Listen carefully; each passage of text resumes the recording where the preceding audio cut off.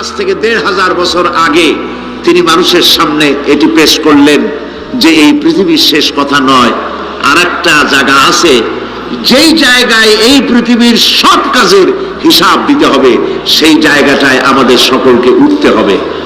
নবী করিম সাল্লাল্লাহু আলাইহি সাল্লাম মানুষকে পরকালের জ্ঞান দিয়েছিলেন, মানুষকে আখিরাতের জবাবদিহিতার কথা বলেছিলেন। জবাবদিহিতা শুধু গভর্নমেন্টের কাছে না, শুধু ঊর্ধ্বতন কর্মকর্তার কাছে না, ট্রান্সপারেন্সি, স্বচ্ছতা, জবাবদিহিতা শুধু ঊর্ধ্বতন কর্মচারী বা কর্মকর্তার কাছে নয়, সব থেকে বড় জবাবদিহিতা হবে কার কাছে? জোরে বলেন কার কাছে? সে আল্লাহ পাকের কাছে জবাবদিহি করতে হবে প্রত্যেকটি কাজের, প্রত্যেকটি কথার। এই কথাগুলি কোরআনে কারিমে আল্লাহ পাক বিধৃত করেছেন। পরকালের উপরে আল্লাহ যত কথা বলেছেন, পরকালের উপরে ভিত্তি করে, আখিরাতের উপরে ভিত্তি করে আল্লাহ রাব্বুল আলামিন যত কথা বলেছেন, মওতের কথা, কবরের কথা, হাসরের কথা, সিরাতের কথা, মিজানের কথা, জাহান্নামের কথা, জান্নাতের কথা, বিচারের কথা, পরকাল কেন্দ্রিক যত কথা আল্লাহ পাক কোরআন শরীফে বলেছেন, সব কথাগুলি যদি এক জায়গায় করা যায়, গোটা কোরআন শরীফের 10 পারার সমান হয়ে যাবে। সম্ভবত কোরআনে কারিমের এমন কোন রুকু, এমন কোন পাতা নাই যেখানে আকারে ইঙ্গিতে পরকালের জবাবদিহিতা সম্পর্কে একেবারে কিছু বলা হয়নি।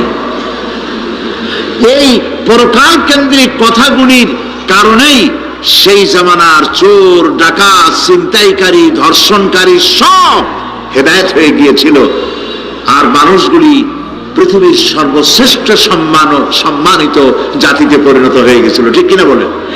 সত্য কিনা বলেন? সন্ত্রাস বন্ধ করতে হলে নৈতিকতার সৃষ্টি করতে হবে, আর নৈতিকতার সৃষ্টি কোরআন ছাড়া আর কিছুতেই করতে পারে না। আমার শিক্ষাঙ্গনে, কলেজ, বিশ্ববিদ্যালয়, হাই স্কুলগুলিতে যে ধরনের মানুষ আজ তৈরি হচ্ছে, আপনারা কি লক্ষ্য করেছেন কি মানুষ হচ্ছে? দেখুন নবীজি কি বলেছেন। আল্লাহর নবী বলেন, ইন্নাল্লাযী লাইসা ফী জাওফিহি শাইউম মিনাল কুরআনি কাল বাইতিল খারিব। যেই স্মৃতির ভিতরে, যেই দেহের ভিতরে কোরআন নাই, ওই দেহটা একটা বিরান বাড়ির মতো, একটা পুরো বাড়ির মতো। যেই বাড়িতে মানুষ থাকে না, এটাকে বিরান বাড়ি বলে। তো যেখানে মানুষ থাকে না, এটা একটা বাড়ি কিন্তু মানুষ নাই, এই বাড়িতে কি থাকে বলেন তো? বলেন। এই কথার জবাবে প্রায় লোকেরা বলে যে ভূত থাকে। আপনারা এই বিষয়ে একেবারে নিশ্চিন্ত হন, পৃথিবীতে ভূত আর পেতনি বলে কিছু নেই। খামোখাই আপনারা ভয় পান, ভূত পেতনি নেই। যে ঘরে মানুষ নাই সেখানে চামচিকা থাকে, সেখানে বিচ্ছু থাকে, সাপ থাকে, সেখানে এই ধরনের সরীসৃপ এগুলি থাকে। এখন যেখানে যেই দেহের মধ্যে কোরআন নাই, সেই দেহটা বিরান বাড়ির মতো। আমাদের শিক্ষাঙ্গনগুলিতে এক সময় এর মনোগ্রামগুলিতে লেখা ছিল, ইকরা বিস্মি রাব্বিকাল্লাযী খালাক, লেখা ছিল রব্বি জিদনি ইলমা, লেখা ছিল না? ছিল। 1972 সালে যারা ক্ষমতায় এলেন, তারা এসে আল্লাহর কোরআনের আয়াত দুটি তুলে ফেলে দিলেন। এটি কি মিথ্যা না সত্য? এখন কোরআনে কারিম এমনিতে ওখানে পড়ানো হয় না, পরীক্ষায় পাস করার জন্য 2-4টা আয়াত, 2-4টা হাদিস, আর তো কিছু নাই। একথা সত্য কিনা? মনোগ্রাম ছিল, কোরআনের আয়াত লেখা ছিল, এই কোরআনের আয়াত তুলে দেওয়া হলো। এখন কোরআন নাই। কোরআন নাই কি আছে? যেই দেহের ভিতরে কোরআন নাই, যে স্মৃতিতে কোরআন নাই, সেটা বিরান বাড়ির মতো। বিরান বাড়িতে বিচ্ছু থাকে, সাপ থাকে, কুইচা থাকে, সেখানে হিংস্র প্রাণী থাকে। যেখানে যে শিক্ষাঙ্গনগুলিতে কোরআন নাই, সেই শিক্ষাঙ্গনগুলিতে ওই সব জিনিস থাকে যা বিরান বাড়িতে থাকে। কথা বুঝতে পেরেছেন? ফলে আমাদের শিক্ষাঙ্গনগুলি থেকে চাঁদাবাজ, মাস্তান, গুন্ডা, ধর্ষণকারী ইত্যাদি সাপ্লাই হচ্ছে, তবে সব না। একটা উল্লেখযোগ্য অংশ খারাপ হয়ে যাচ্ছে। এটা ঠিক কিনা বলেন? এই খারাপ যদি ভালো বানাতে চাই, নীতি নৈতিকতা ছাড়া, কোরআনের শিক্ষা ছাড়া, পরকালের জবাবদেহি তার চিন্তা ছাড়া আমরা আমাদের শিক্ষাঙ্গনকে বিডিআর দিয়া, পুলিশ দিয়া, আর্মি অপারেশন করে এই নীতি নৈতিকতার সৃষ্টি করা যাবে না।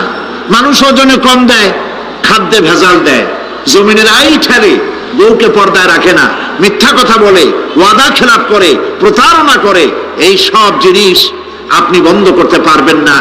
ক্লিন হার্ট তো ভালো, এর থেকেও বড় কোনো অপারেশন যদি থাকে, সে অপারেশন করেও মানব গোষ্ঠীকে ভালো বানানো যাবে না। একটি জিনিসই মানুষকে ভালো করতে পারে, সেটা হলো আল্লাহর কাছে কিয়ামতের দিন জবাবদেহিতা। এই জবাবদেহিতার উপরে ভিত্তি করেই আমি আপনাদের সামনে কথা বলতে চাই, যদি আল্লাহ পাক আমাদেরকে তৌফিক দান করেন, আমরা বলি আমিন। কাফেরেরা তিনটি জিনিসের প্রথম জিনিসের সাথে তারা দ্বিমত খুব একটা করতে পারে নাই। তারাও জানতো যে আল্লাহ এক আছেন। তাদের যে দেবতাগুলি ছিল এ সম্পর্কে তাদের ধারণা ছিল যে দেবতাগুলিও ওই আল্লাহর তৈরি করা, তবে আল্লাহর কাজের এরা হলো অংশীদার। যেরকম গভর্নমেন্টের একজন প্রধানমন্ত্রী থাকে আর একজন প্রেসিডেন্ট থাকে, আর বিভিন্ন বিভাগে মন্ত্রীরা থাকে, আল্লাহর ওইভাবে রাষ্ট্র, আল্লাহ বা ভগবান বা গড, তারও এই বিশ্ব এগুলিকে পরিচালনা করার জন্য বিভিন্ন মন্ত্রণালয় আছে, আর ওই সব মন্ত্রণালয়গুলিতে আমাদের দেবতাগুলিকে এইভাবে শরীক করে রাখা তিনি রেখেছেন। এটা হলো তাদের ধারণা। দুই নম্বরে, নবী করিম সাল্লাল্লাহু আলাইহি ওয়াসাল্লামের রিসালাত সম্পর্কে তাদের এ ব্যাপারে তারা একমত হতে পারে নাই, কিন্তু নবী করিম সাল্লাল্লাহু আলাইহি ওয়াসাল্লাম মিথ্যা কথা বলেছেন নাউজুবিল্লাহ, এটা তারা ধারণা করতে পারতো না। কারণ 40টি বছর পর্যন্ত একটি মিথ্যা কথা তিনি বলেন নাই। সুবহানাল্লাহ বলেন। নবুয়তের আগ পর্যন্ত কোনো মিথ্যে কথা তার কাছ থেকে লোকেরা শোনে নাই। সুবহানাল্লাহ। সারা জীবনেও তিনি কোনো মিথ্যা কথা বলেন নাই। তৃতীয় যে বিষয়টি, এই বিষয় ছিল তাদের মারাত্মক প্রশ্ন, সেটাই আপনাদের সামনে আমি বলবো ইনশাআল্লাহ। পড়েন আমার সাথে। আউযু বিল্লাহি মিনাশ শাইতানির রাজীম।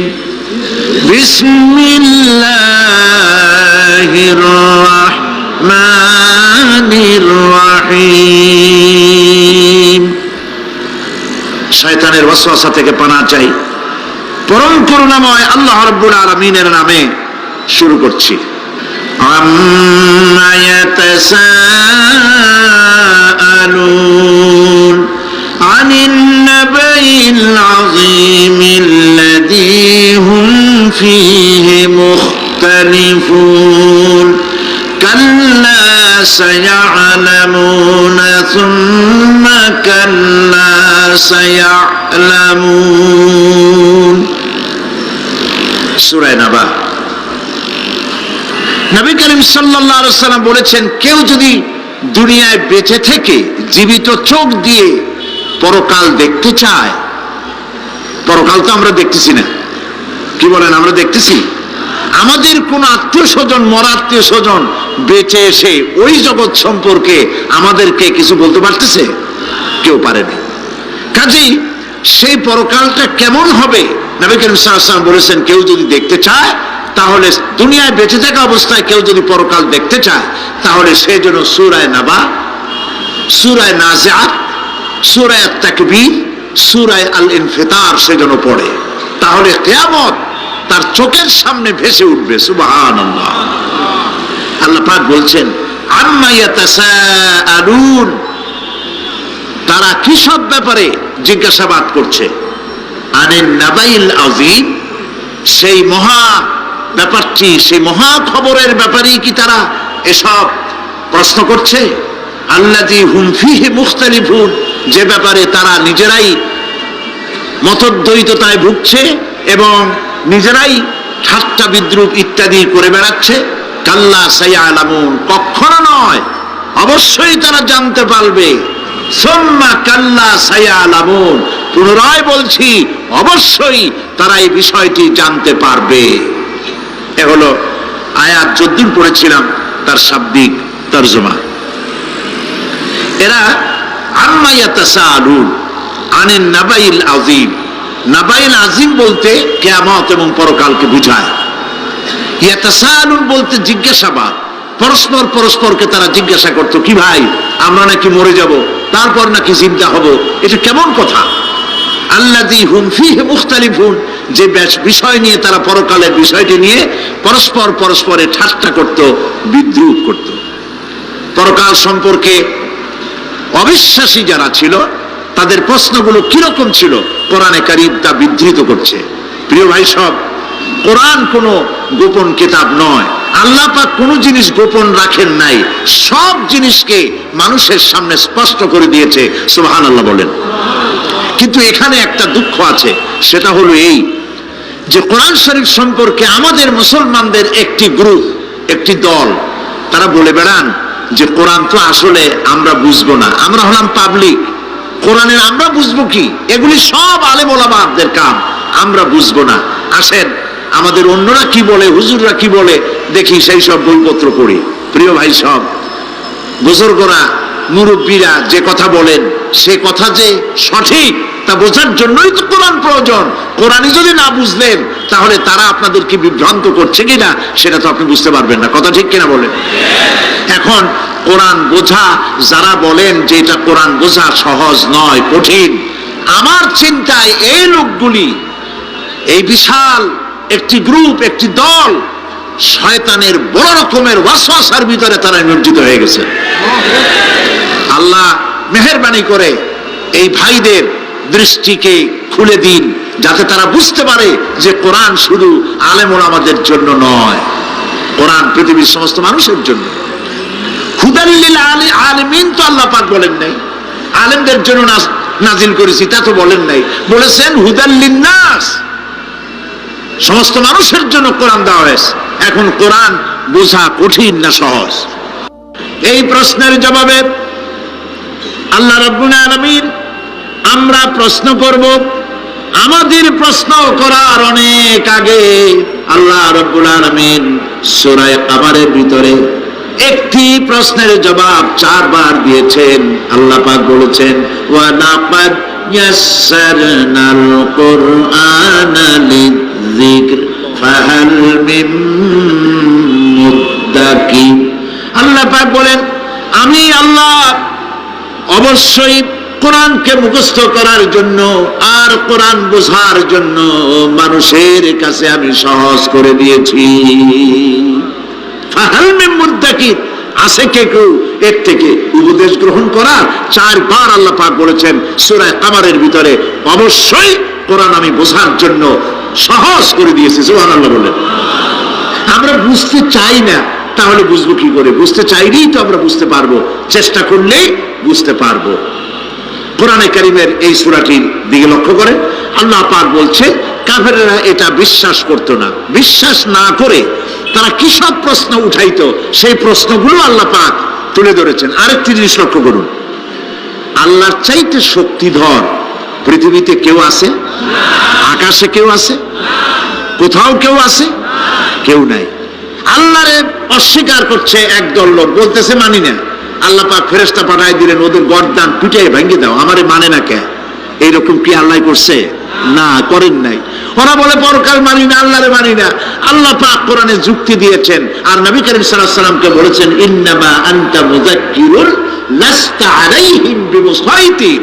হে নবী, উপদেশক করে আপনাকে পাঠাইছি, আপনাকে লাঠি চার্জ করার জন্য পাঠাই নাই। আপনি দারোগা নন, আপনি প্রচারক, মানুষকে উপদেশ দিন সুন্দর সুন্দর ভাষায়। উদউ ইলা সাবিল রাব্বিকা বিল হিকমাতি ওয়াল মাউইজাতিল হাসানা, মিষ্টি মিষ্টি ভাবে, সুন্দর ভাবে, সুকৌশলে মানুষকে ভালো ভালো কথাগুলি সুন্দর করে বুঝিয়ে দিন। সুবহানাল্লাহ বলেন। এখন এই কাফেররা বলছে পরকাল বুঝি না, এগুলা কেমনে হয়? আমরা অস্বীকার করি, মানি না। আল্লাহ পাক সাথে সাথে ফেরেশতা দিয়ে কারো ঘাড় মটকান নাই, কিন্তু পারতেন না? পারতেন না? আরে ভাই বলেন না কেন, পারতো কি না? অবশ্যই পারতেন, কিন্তু তা করেন নাই। প্রত্যেকটি কথা যুক্তি দিয়ে, হাজার যুক্তি দিয়ে আল্লাহ পাক বুঝাইছেন। সুবহানাল্লাহ। কাফেরেরা প্রশ্ন করল, তারা বলতো আমাদের এই জীবন শেষ, মৃত্যুর পরে আমাদের আর নতুন করে ওঠা লাগবে না। ওরা বলতো ইন্না হাউলা'i লায়াকুলুনা ইন হিয়া ইল্লা মাউতাতুনাল উলা ওয়া মা নাহনু বিমুনশারিন। তারা বলতো এই জীবনটাই আমাদের শেষ, এইখানে আমরা মৃত্যু ছাড়া, আমাদের এই জীবন ছাড়া আর কিছুই নাই, আর আমাদেরকে পুনরুত্থিত করা হবে না। পরিষ্কার তারা বলতো যে আমাদেরকে পুনরুত্থিত করা হবে না। এরপরে তারা আরো বলতো মা নাদরি মাসসাআতু ওয়ান নাযুন্নু ইল্লা যান্না ওয়া মা নাহনু বিমুস্তাইকিনিন। ওরা বলতো কিয়ামত কি জিনিস তা আমরা জানি না, আমরা বুঝি না, আমরা শুধু অনুমান করি মাত্র, আর আমাদের বিশ্বাস হলো আমাদেরকে কখনোই উঠানো হবে না, পুনরুত্থিত আমরা হব না। প্রিয় ভাই সব, এইভাবে তারা পরকালকে অস্বীকার করার কথাগুলি তারা বলতো। কাফেরেরা প্রশ্ন তুলতো আমরা আর আমাদের মৃত্যুর পরে আর আমাদেরকে জিন্দা করা হবে না। আখিরাতের জীবন সম্পর্কে কাফেরেরা আর বলতো ওয়াকালু আইযা কুন্না ইযামান ওয়া রুফাতান আইন্না লামাবউসুনা খালকান জাদীদা। তারা বলতো যে আমরা মরে যাওয়ার পর আমাদের গোশতগুলি মিশে যাবে, হাড্ডি গুড্ডিগুলি পচে যাবে, এরপরে আমাদেরকে নতুন করে চিন্তা করা হবে। এটা মাথার মধ্যে ঢোকে না, কি আশ্চর্য ধরনের কথাটা হবে কি করে? কাফের বেঈমানেরা আরো নানা ধরনের প্রশ্ন তারা করত। তারা বলতো আইযা মিতনা ওয়া কুন্না তুরাবান যালিকা রাজউন বাঈদ। আমরা মাটিতে মিশে যাব, তারপরেও কি আমাদেরকে চিন্তা করা হবে, আমাদেরকে আবার উঠানো হবে? এটা তো বুদ্ধির, এটা চিন্তার বাইরের কথা, এটা তো মানতে পারি না। আসলে কাফেরদের এই বক্তব্য অনুযায়ী পরকালের জীবন বুদ্ধি বহির্ভূত নয়। ওরা যে বলে যে এটা আমাদের বুদ্ধিতে কুলায় না, আসলে তারা বুদ্ধি খাটায় নাই। কাফের তো বুদ্ধি খাটায় নাই। যেমন আমাদের ইউনিভার্সিটিতে ঢাকা বিশ্ববিদ্যালয়ে একজন ছিল, হ্যাঁ আমি নাম নাই নিলাম, আপনারা তো বুঝে ফেলাইছেন। সে কয় যে পরকাল বিশ্বাস করি না, বিয়ে টিয়া মানি না, মরা এটা হইতে পারে কিন্তু মরার পরে আরেকটা জীবন হবে, ওইখানে হিসাব হবে, বিচার হবে, এই সমস্ত মানি না। এর থেকে আমারে তোমরা, আমি মরার পর হ্যাঁ মানে গোসল করাইও না, কাফন পরাইও না, জানাজা মানাজা এগুলি আমি বিশ্বাস করি না। নাউযুবিল্লাহ। কত বড় কপাল পোড়া, কত বড় কপাল পোড়া। ও মরার পর তার এই চিন্তা সম্পর্কে যখন আমি জানতে পেরেছি, আমার ধারণা হয়েছে ওই লোকটার উপরে আমার খুব দুঃখ হয় না। যেরকম কত কাফের আসছে, কত নাস্তিক আসছে, বিদায় হয়ে গেছে, এগুলো কোনো ব্যাপার না দুনিয়ার ইতিহাসে। সব থেকে বড় ব্যাপার হলো এই লোকটি বাংলা বিভাগে বছরের পর বছর, যুগের পর যুগ শিক্ষকতা করেছে ঢাকা বিশ্ববিদ্যালয়ে। সে কত সোনার টুকরা ছেলেকে কয়লার খনি বানায় দিয়েছে। এই জন্য বিশ্ববিদ্যালয়ে যারা চাকরি করে সরকারের দেখা উচিত কাদেরকে চাকরি, সেখানে শিক্ষকতা করার জন্য কাদেরকে নিয়োগ করা হচ্ছে, তারা নামাজি কিনা, তারা পরিষ্কার কিনা, তারা জেনাকার কিনা, তারা মদ খায় কিনা, তারা শয়তানি করে কিনা, দেখে শুনে ভালো মানুষ দেওয়া উচিত। মরে গেল, তারপরে তাকে রাখা হলো ডায়াবেটিক সেন্টারের মারিচুয়ারি ডিপ ফ্রিজের মধ্যে। তিনি বলে গেলেন আমি মরার পর আমাকে মেডিকেল কলেজে পাঠায় দিও, তারা আমারে কাটা সেরা করিয়া তারপরে অপারেশন শিখবে।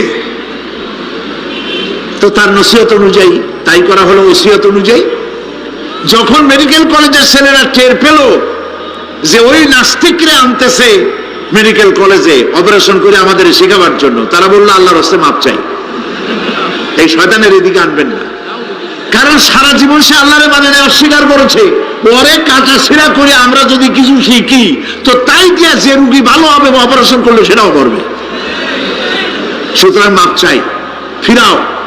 ফিরাইয়া এখন ওইটার কি অবস্থা হয়েছে আমি জানি না, লেটেস্ট নিউজ জানি না কোথায় আছে। যদি এখন কবর তো কপালে হইল না, এখন যদি রাস্তাও ভালায় দেয় আমাদের দেশে কুত্তাও খাবে না, কারণ কুত্তাগুলি আমাদের দেশে এত অভদ্র না যে এত পচা বাসি লাশ খাবে, ওদেরও একটা রুচি টুচি আছে। প্রিয় ভাই সব, এদের চিন্তা, এদের বুদ্ধি হলো, এদের বুদ্ধি সীমিত বুদ্ধি। আর আল্লাহ কোরআনে বুদ্ধির কথা বলেন নাই, আল্লাহ বলেছেন জ্ঞানের কথা। আর ওরা হলো বুদ্ধিজীবী। ওরা কি জীবী কন? বুদ্ধিজীবী। আচ্ছা, আপনারা একটা প্রশ্নের জবাব দেন তো, দুনিয়ার সব থেকে বড় বুদ্ধিজীবী কেনা? মাশাআল্লাহ, আপনাদের ওয়াজ না শুনলেও হবে, আপনারা তো জানি ফেলাইছেন সব। সব থেকে বড় বুদ্ধিজীবীর নাম হলো শয়তান, আর সব থেকে বড় জ্ঞানীর নাম হযরত আদম আলাইহিস সালাম। মানুষের মধ্যে সর্বপ্রথম আল্লাহকে জ্ঞান দান করেছিলেন। সুবহানাল্লাহ। আল্লাহ পাক কোরআনের মধ্যে কোথাও বলেন নাই যে আমি বুদ্ধি দিছি। আল্লাহ পাক বলেছেন ওয়া আল্লামা আদামাল আসমাআ কুল্লাহা, আমি আদমকে সমস্ত জিনিসের জ্ঞান দিয়েছি, নামগুলো শিখাইছি। সুবহানাল্লাহ। ওয়ালাকাদ আতাইনা লুকমানাল হিকমা, আমি লোকমানকে জ্ঞান দান করেছি। ওয়ালাকাদ আতাইনা দাউদা ওয়া সুলাইমানা ইলমা, আমি দাউদ আর সুলাইমানকে কি দিছি? বুদ্ধি দিছি। কি দিছি? জ্ঞান দান করেছি। ইব্রাহিম আলাইহিস সালাম বলেছেন, হে আমার আব্বা, হে আমার পিতা, আমার কাছে এমন জ্ঞান এসেছে যে জ্ঞান আপনার কাছে নাই। ফাত্তাবিউনি আহদিকা সিরাতান সাবিয়্যা, আপনি আমার অনুসরণ করেন, আমি আপনাকে সোজা রাস্তায় উঠায় দেব। সুবহানাল্লাহ। আমার কাছে এমন ইলম আসছে। কোরআনে কারীমে আল্লাহ রাব্বুল আলামিন বুদ্ধি শেখো, আল্লাহর কাছে বুদ্ধি কামনা করো, এটা তিনি এক জায়গাও বলেন নাই। বলেছেন আমার কাছে দোয়া চাও, রব্বি জিদনি ইলমা। পড়েন সবাই, রব্বি জিদনি ইলমা। আবার বলেন, রব্বি জিদনি ইলমা। আল্লাহ তুমি আমার জ্ঞান বৃদ্ধি করে দাও। শয়তান ছিল বুদ্ধিজীবী, আদম আলাইহিস সালাম ছিলেন জ্ঞানী। শয়তান শুদ্ধা। আল্লাহ পাক যখন সকলকে বললেন উসজুদু লিআদামা, সবাই মিলে আদমরে সেজদা দাও, ফাসাজাদু, সবাই মিলে সেজদা করলো, ইল্লা মিস্টার ইবলিস সেজদা করলো না। আবা ওয়াস্তাকবারা ওয়া কানা মিনাল কাফিরিন, কপাল পুড়ল, জম্মের পোড়া। এখন ও যে বুদ্ধিজীবী, দুনিয়ার বড় বুদ্ধিজীবী, দেখেন অবস্থা। আল্লাহ পাক জিজ্ঞেস করলেন, ইবলিস রে, আমার হুকুমটা তুই মানলি না কেন? কোন জিনিস তোরে বাধা দিল আমার হুকুম অমান্য করতে? মানলি না কেন? ও তখন, ও তো বুদ্ধিজীবী, বুদ্ধির আশ্রয় নিয়েছে। সে বলছে, আল্লাহ পাক, এটা মানি নাই একটা বৈজ্ঞানিক কারণেই, একটি দার্শনিক কারণেই মানতে পারি নাই। কারণ হচ্ছে খালাকতানি মিন নার ওয়া খালাকতাহু মিন তিন, তারে বানাইছো মাটি দিয়া, আমারে বানাইছো আগুন দিয়া, আনা খায়রুম মিনহু, আমি ওর থেকে অনেক ভালো। নাউযুবিল্লাহ। কত বড় কপাল পোড়া। আগুনের গতি হলো ঊর্ধ্বমুখী, মাটির গতি নিম্নমুখী। ঊর্ধ্বগতি সম্পন্ন একটা জিনিসকে নিম্নমুখী জিনিসের সামনে মাথা নত করতে বলা তোমার একটা অবৈজ্ঞানিক অদার্শনিক হুকুম হয়ে গেছে। নাউযুবিল্লাহি মিন যালিক। আল্লাহ পাক বললেন, ইন্নাকা রাজিম, মরদুদ, বিতাড়িত, সব আমল বরবাদ করে দিলাম। দেখেন, অপরাধ শয়তান করেছে, অপরাধ আদম আলাইহিস সালাম করেছে। একজন অপরাধ করে শয়তান হয়ে গেল, আর একজন অপরাধ করে আল্লাহর পয়গম্বর হয়ে গেলেন। সুবহানাল্লাহ বলবেন না? কেন? কারণ হলো শয়তান বুদ্ধিজীবী, বুদ্ধির আশ্রয় নিল। আদম আলাইহিস সালাম তিনি বুদ্ধির আশ্রয় নেন নাই, তিনি আকলের, তার জ্ঞানের কাছে তিনি আশ্রয় নিয়েছেন। অর্থাৎ তিনি চিন্তা করতেছিলেন যে আল্লাহ পাক আমাকে নিষেধ করলেন একটা গাছের কাছে যেতে, আমিও গেলাম, বউও গেল, যা নিষেধ করলেন সেটা করলাম। এখন যদি আল্লাহ আমারে প্রশ্ন করেন যে আমার হুকুম অমান্য করলা কেন, কি জবাব দেব? আদম আলাইহিস সালাম জবাব খুঁজে পাচ্ছিলেন না। কিন্তু আমি ওই আয়াত তেলাওয়াত করার পর সর্বপ্রথম সেই ছাত্র জীবনে আমি চিন্তা করলাম জবাবটা একটা দিতে উনি পারতেন। ছাত্র মানুষের মধ্যে তো নানান চিন্তা আসে, তা আমার চিন্তা আসতো উনি একটা জবাব তো দিতে পারতেন, আমাদের আবাল বাসার একটা জবাব তো দিতে পারতেন, এই যে আল্লাহ পাক সবে ঠিক আছে, অপরাধ আমি করেছি, ভুল আমি করেছি, কিন্তু আমার এটা জানতে ইচ্ছে হয় জান্নাতের সমস্ত নাজ নেয়ামত আমার জন্য তুমি জায়েজ করে দিলা যে গাছটার কাছে যাওয়া যাবে না, ফল খাওয়া যাবে না, এরকম একটা গাছ জান্নাতের মধ্যে বানাইয়া আমার বিপদে ভালাইলা কেন? এরকম একটা জবাব তিনি দিতে পারতেন, কিন্তু তিনি দেন নাই। কারণ তিনি বুঝতে পেরেছেন মহাশক্তি দেওয়ার আকাশ আর জমিনের মালিক আল্লাহ রাব্বুল আলামিনের সামনে আর্গুমেন্ট চলে না, তার সামনে আর্গুমেন্ট চলে না, সারেন্ডার চলে, আত্মসমর্পণ করা চলে। হযরত আদম আলাইহিস সালাম কোন আর্গুমেন্টের কাছে গেলেন না, কেঁদে কেঁদে অস্থির হয়ে যাচ্ছেন। আল্লাহ রাব্বুল আলামিন যখন প্রশ্ন করবেন, আদম রে আমার হুকুম ভাঙলি কেন, অমান্য করলি কেন, কি জবাব দেব? আর ঠিক সেই মুহূর্তেই রব্বুল আলামিন প্রশ্ন করলেন, আদম রে আমার হুকুম অমান্য করলে কেন? হযরত আদম আলাইহিস সালাম কোন বুদ্ধির আশ্রয় না নিয়া তার জ্ঞান তাকে বলে দিল, আল্লাহ তাকে কালেমা শিখায় দিলেন। উদ্বুদ্ধ হয়ে তিনি আল্লাহ রাব্বুল আলামিনের সামনে মাথা নত করে দিয়ে বললেন, রব্বানা যালামনা আনফুসানা ওয়া ইল্লাম তাগফির লানা ওয়া তারহামনা লানাকুনান্না মিনাল খাসিরিন। রব্বানা যালামনা, হে আল্লাহ আমি আমার নফসের পরে, যালামনা আনফুসানা আমি আমার নফসের পরে জুলম করেছি, অত্যাচার করেছি। ওয়া ইল্লাম তাগফির লানা, তুমি যদি আমাকে ক্ষমা না করো। জ্ঞান কত দেখেন, শুধু ক্ষমা চান নাই, বলেছেন তুমি যদি আমাকে ক্ষমা না করো, ওয়া তারহামনা আর যদি দয়া না করো, লানাকুনান্না মিনাল খাসিরিন আমি ক্ষতিগ্রস্ত হয়ে যাব। কতটা জ্ঞানের অধিকারী তিনি! তিনি এটা বললেন না যে শুধু মাফ করে দাও, শুধু মাফ করলে হবে না, মাফও করা লাগবে, আর আগে যেমন দয়া করতে স্নেহ করতে সেটাও করা লাগবে। সুবহানাল্লাহ, আল্লাহ পাক রাজি হয়ে গেলেন। রাজি হন নাই? আল্লাহ রাব্বুল আলামিন হযরত আদম আলাইহিস সালামকে শুধু ক্ষমা করলেন না, ক্ষমাও করলেন, আর নবীর মর্যাদা দিয়ে আল্লাহ রাব্বুল আলামিন দুনিয়া পাঠাইয়া দিলেন। সুতরাং বুদ্ধি দিয়ে কাফেররা বুদ্ধির আশ্রয় গ্রহণ করে সর্বনাশ করেছে, যে পরকাল হইতে পারে না, মরে যাব আবার উঠবো, আবার এই শরীর কেমনে তৈরি হবে, এইটা তাদের বুদ্ধিতে কুলায় নাই। কিন্তু বুদ্ধি দিয়া চিন্তা করলে বোঝা যাইতো যে হ্যাঁ পরকাল একটা হইতে পারে। আর একটা কথা বলি, সেটা হলো এই বহুত মানুষ আছে পরকাল বিশ্বাস করে না, আছে না? এমন আছে। এখন আমরা বিশ্বাস করি পরকাল, আমরা কারা কারা বিশ্বাস করি হাত উঁচু করে দেখান তো। আলহামদুলিল্লাহ বলি, বলেন আলহামদুলিল্লাহ। এখন যারা বিশ্বাস করে না তাদেরকে জানাতে চাই, আমরা যারা পরকালে বিশ্বাস করি, তাহলে পরকাল যদি না হয়, কিয়ামত যদি না হয়, বিচার আচার যদি কিছু না হয়, আমরাও বেঁচে গেলাম, আপনারাও বেঁচে গেলেন। কিন্তু সত্য সত্যই যদি পরকাল একটা হয়, বিচার যদি হয়, আমরা বেঁচে যাব, ফেসে যাবা তোমরা। প্রিয় ভাই সব, আল্লাহ রাব্বুল আলামিন সুন্দর করে বুঝাচ্ছেন, দেখো পরকাল কেন হবে, এটা বুদ্ধি দিয়ে চিন্তা করো, জ্ঞান দিয়ে চিন্তা করো। সারা বছর ব্যবসা করার পর হিসাব নিকাশের একটা দিন আসে, আসে না? বলেন আসে কিনা? হিসাব নিকাশের একটা দিন আসে সারা বছর ব্যবসা করার পর, সারা বছর লেখাপড়া করার পর, তারপরে কি বলে পরীক্ষা দেওয়ার একটা দিন আসে, আসে না?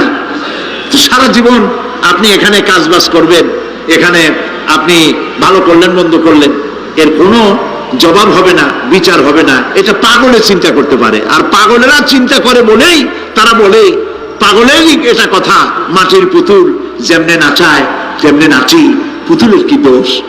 মরিয়া দেখেন, এই গান যারা বিশ্বাস করে মরিয়া দেখেন অবস্থাটা কি হয়। ফেরেশতারা আসা ধোপায় যেমন কাপড় আশ্রয়, ওই রকম ঠ্যাং ধরিয়া কবরের মধ্যে আশ্রাবে, আর বলবে যেমনে আশ্রয় তেমনে আশ্রয়, ফেরেশতার কি দোষ? কাজে এই পৃথিবী শেষ কথা নয়, মৃত্যু অবধারিত, মরা লাগবে না।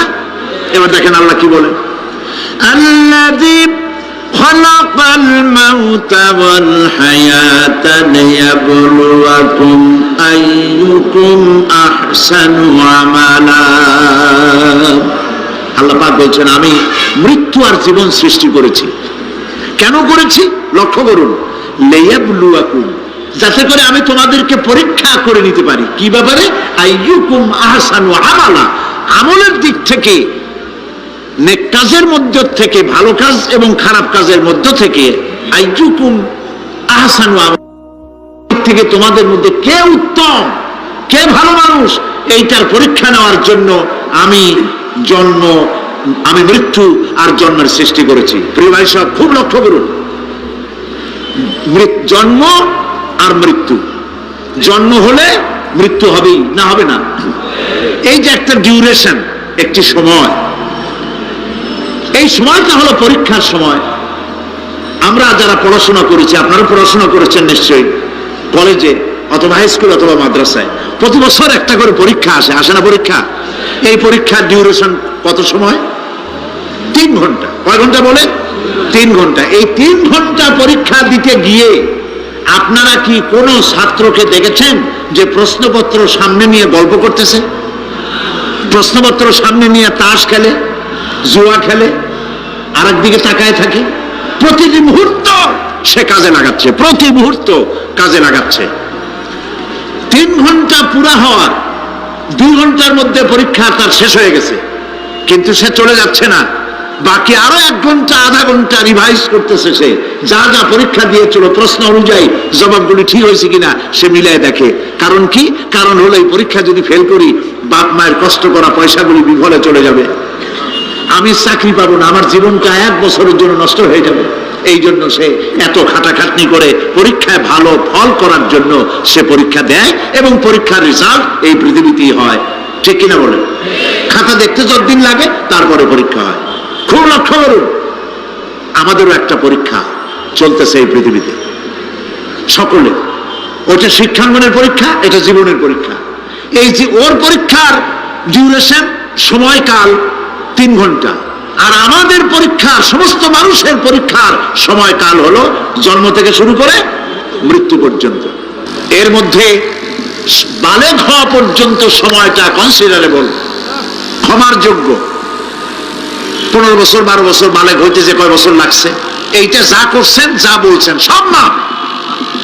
কিন্তু বালেগ হওয়ার পরের থেকে নিয়ে মৃত্যু পর্যন্ত যা যা করবেন সমস্ত কাজের হিসাব আল্লাহর কাছে দিতে হবে। একটা প্রশ্ন করি আপনাদের কাছে, রাগ করবেন না তো? বলবেন যে কথা বলতে তো আপনি আসছেন, আমাদের দিয়ে খাটান কেন, এরকম চিন্তা করবেন না তো? প্রশ্নটা হচ্ছে, বলেন তো দেখি, পৃথিবীর মধ্যে সবচাইতে মূল্যবান জিনিস, দামি জিনিস কোনটা? ইখতিলাফ হয়ে গিয়েছে, ইখতিলাফ হয়েছে। কেউ বলেছে যৌবন, কেউ বলেছে কোরআন, কেউ বলেছে ইসলাম। আর যারা বেশি বুদ্ধি রাখে তারা খামোশ, তারা কথা বলে নাই। কোনটা কইয়া কোন জ্বালা চুপ করে থাকাই ভালো। সব থেকে মূল্যবান জিনিসের নাম সময়। সব থেকে মূল্যবান জিনিসের নাম কি? এবার বলেন, এই পৃথিবীর মানুষ সব থেকে অপচয় করে কোন জিনিসে? সময়ে। সময়ের অপচয় আমরা যা করি। বাড়িতে আজকে রাত্রে ক্যালকুলেটর, কম্পিউটার, ক্যালকুলেটর না থাকে, যদি কাগজ কলম হাতে নেন, জীবনের 15 বছর বাদ দেন, এখন আপনার বয়স এখন যা, এই বয়সে প্রতিদিন ওই যৌবন প্রাপ্তির পর থেকে নিয়ে এই পর্যন্ত প্রতিদিন টেলিভিশনের সামনে নাটক দেখার জন্য, সিনেমা দেখার জন্য, ন্যাশনাল জিওগ্রাফি দেখার জন্য, ডিসকভারি দেখার জন্য, স্পোর্টস দেখার জন্য প্রতিদিন কয় ঘন্টা টিভির সামনে আপনি বসেন। এরপরে আপনি এগুলিকে সপ্তাহে কয় ঘন্টা হয়, মাসে কয় ঘন্টা হয়, বছরে কয় ঘন্টা হয়। বয়স এখন আপনার 50 বছর, 15 বছর বাদ দেন, 35 বছর। হিসাব করেন কয় বছর আপনি টেলিভিশনের সামনে বসা ছিলেন। আমার কথা কি মাথায় ঢুকছে? কয় বছর টেলিভিশন আর সিনেমা হলে বসা ছিলেন? চায়ের দোকানে গল্প করতে গিয়ে, আড্ডা মারতে গিয়ে কতটা সময় নষ্ট করেছেন? রবীন্দ্রনাথ, যতীন্দ্রনাথ, জবিনাথ, তারপরে শরৎচন্দ্র, এই সমস্ত এই নাম মনে আসলো। কবি, সাহিত্যিক, ঔপন্যাসিক, নাট্যকার, তাদের বইপত্র, গল্পের বই, ভূতের গল্প, এই সমস্ত গল্পের বই পড়িয়া জীবনে কতটা সময় নষ্ট করেছেন। সবগুলি এক জায়গায় করেন, সবগুলি এক জায়গায় করেন। এরপরে আপনার চোখ সারা বড় হয়ে যাবে, দেখতে পাবেন আপনার জীবনের উল্লেখযোগ্য 35 বছরের কম করে হলো 20 বা 25 বছর অপচয় হয়ে গেছে, নষ্ট হয়ে গেছে। ইন্না লিল্লাহি ওয়া ইন্না ইলাইহি রাজিউন। জীবনের সবথেকে মূল্যবান সময়গুলি নষ্ট করে ফেলেছি আমরা। আল্লাহ পাক বলেছেন পরীক্ষা নেওয়ার জন্যই এই পৃথিবীতে দিয়েছিলাম। এখন ওর পরীক্ষার, ছাত্রের পরীক্ষার সময় 3 ঘন্টা, রেজাল্ট আউট হবে এখন। আর আপনার আমার পরীক্ষা মৃত্যুতে, জন্ম থেকে শুরু মৃত্যু পর্যন্ত, কিন্তু রেজাল্ট এখানে আউট হবে না। রেজাল্ট আউট হবে কোথায়? কিয়ামতের দিন। কোথায় হবে? হতেই হবে কিয়ামতের দিন। সেদিন এই পৃথিবীতে যারা ভালো কাজ করবে, ভালো কাজের জন্য আল্লাহ পুরস্কার দিবেন, আর মন্দ কাজ যারা করবে তাদের জন্য তিরস্কার তারা পাবেই। এই জন্য বিচার, কিয়ামত হওয়া, বিচার হওয়া, এটা বিবেকের দাবি, এটা জ্ঞানের দাবি। যারা বুদ্ধিজীবী দাবি করে কপাল পোড়া, এরা এটা বোঝে না, এদের মাথার মধ্যে এটা ঢোকে না। ঠিক কিনা বলে? প্রিয় ভাই সব, কিয়ামত হবে এবং কিয়ামতে আল্লাহর দরবারে আমাদের সকলকে উঠতে হবে, এতে কোনো সন্দেহের অবকাশ। এবার দেখেন আল্লাহ পাক এবার যুক্তি দিয়ে বুঝাচ্ছেন। সুবহানাল্লাহ বলেন। তোমরা যারা বলো যে মরে যাব, পচে যাব, মাটির সাথে মিশে যাব, আমার জিন্দা হবো কেমনে? আল্লাহ বলে কেমনে জিন্দা হবা বুঝাই। সুবহানাল্লাহ বলেন। আল্লাহ রাব্বুল আলামিন বলেন আল্লাহুল্লাযী আরসালার রিয়াহা ফাতুসিরু সাহাবা فسقناه إلى بلد ميت فأحيينا به الأرض بعد موتها كذلك النشور। আল্লাহ পাক বলেন, লক্ষ্য করে দেখো, সমুদ্রের লবণাক্ত পানিগুলি বাষ্প আকারে মেঘমালায় পরিণত করে দেই, আর বাতাসকে হুকুম করি মেঘটাকে টেনে নিয়ে যাও অমুক জায়গায়। আল্লাহ যেখানে বৃষ্টি দিতে চান, বাতাস মেঘকে ঠেলে নিয়ে সেখানে নিয়ে আসে, বৃষ্টির পানিগুলি পড়ল। আল্লাহ পাক বলেন, আকাশের সেই বৃষ্টির পানি দিয়া মরা জমিনকে আমি জিন্দা করে দিলাম। ফাআহিয়ানা বিহিল আরদা বাদা মাউতিহা, এই মৃত্যু জমিনকে আমি জিন্দা করলাম। সেখানে তুমি বীজ বপন করলে, সেই বীজগুলি, বীজের মাথা ফাটাইয়া চারাগুলি কে বের করে দিল? মাটির আস্তরণ, মাটির আস্তরণের মধ্যে কদুর বিচি, লাউর বিচি। আপনারা কদু কর না লাউ বলেন? যেটাই হোক, বুঝলেই হইল, কদু অথবা লাউ একই কথা। অথবা যে কোনো শাক সবজি, উদ্ভিদ, এর চারা, এর বীজ মাটিতে দেওয়া হলো। মাটিটা ফেটে চারা, যে পাতা দুটা বেরিয়ে আসলো, এই পাতা কি শক্ত না নরম? তাহলে মাটিটা ফাটাইয়া পাতা দুটা বাইর করে দিল কে? সুবহানাল্লাহ বলে। রব্বুল আলামিন দৃষ্টান্ত দিয়ে বুঝাচ্ছেন, আলাম ইয়াকুন নুতফাতাম মিন মানিয়্যিন ইউমনা সুম্মা কানা আলাকাতান ফাখালাকা ফাসাওয়া ফাজআলা মিনহু যাওজাইনি যাকারা ওয়াল উনসা। আল্লাহ পাক বলেন, মানুষকে নিকৃষ্টতম মাতৃগর্ভে নিক্ষিপ্ত এক ফোঁটা পানি ছিল না, আমি তার থেকে আকার আকৃতি দিয়ে সুগঠিত করে মানুষের আকার দান করেছি, আর মায়ের পেটের ভিতরে আমি নারী আর পুরুষ বানাইছি, কন্যা সন্তান এবং পুত্র সন্তান বানাইছি। সুবহানাল্লাহ। এখন মানুষের কাছে আমরাও পারি। এই যে ক্লোনিং সিস্টেম একটা শুরু হয়েছে, শুনছেন আপনারা? কথা না করলে বুঝি কি? ক্লোনিং পদ্ধতি। এটি ক্লোনিং পদ্ধতি, বিজ্ঞানীরা যারাই কাজটা করতেছে, তারা বিশ্ব সভ্যতাকে বিনষ্ট করার একটি মারাত্মক কাজে তারা হাত দিয়েছে।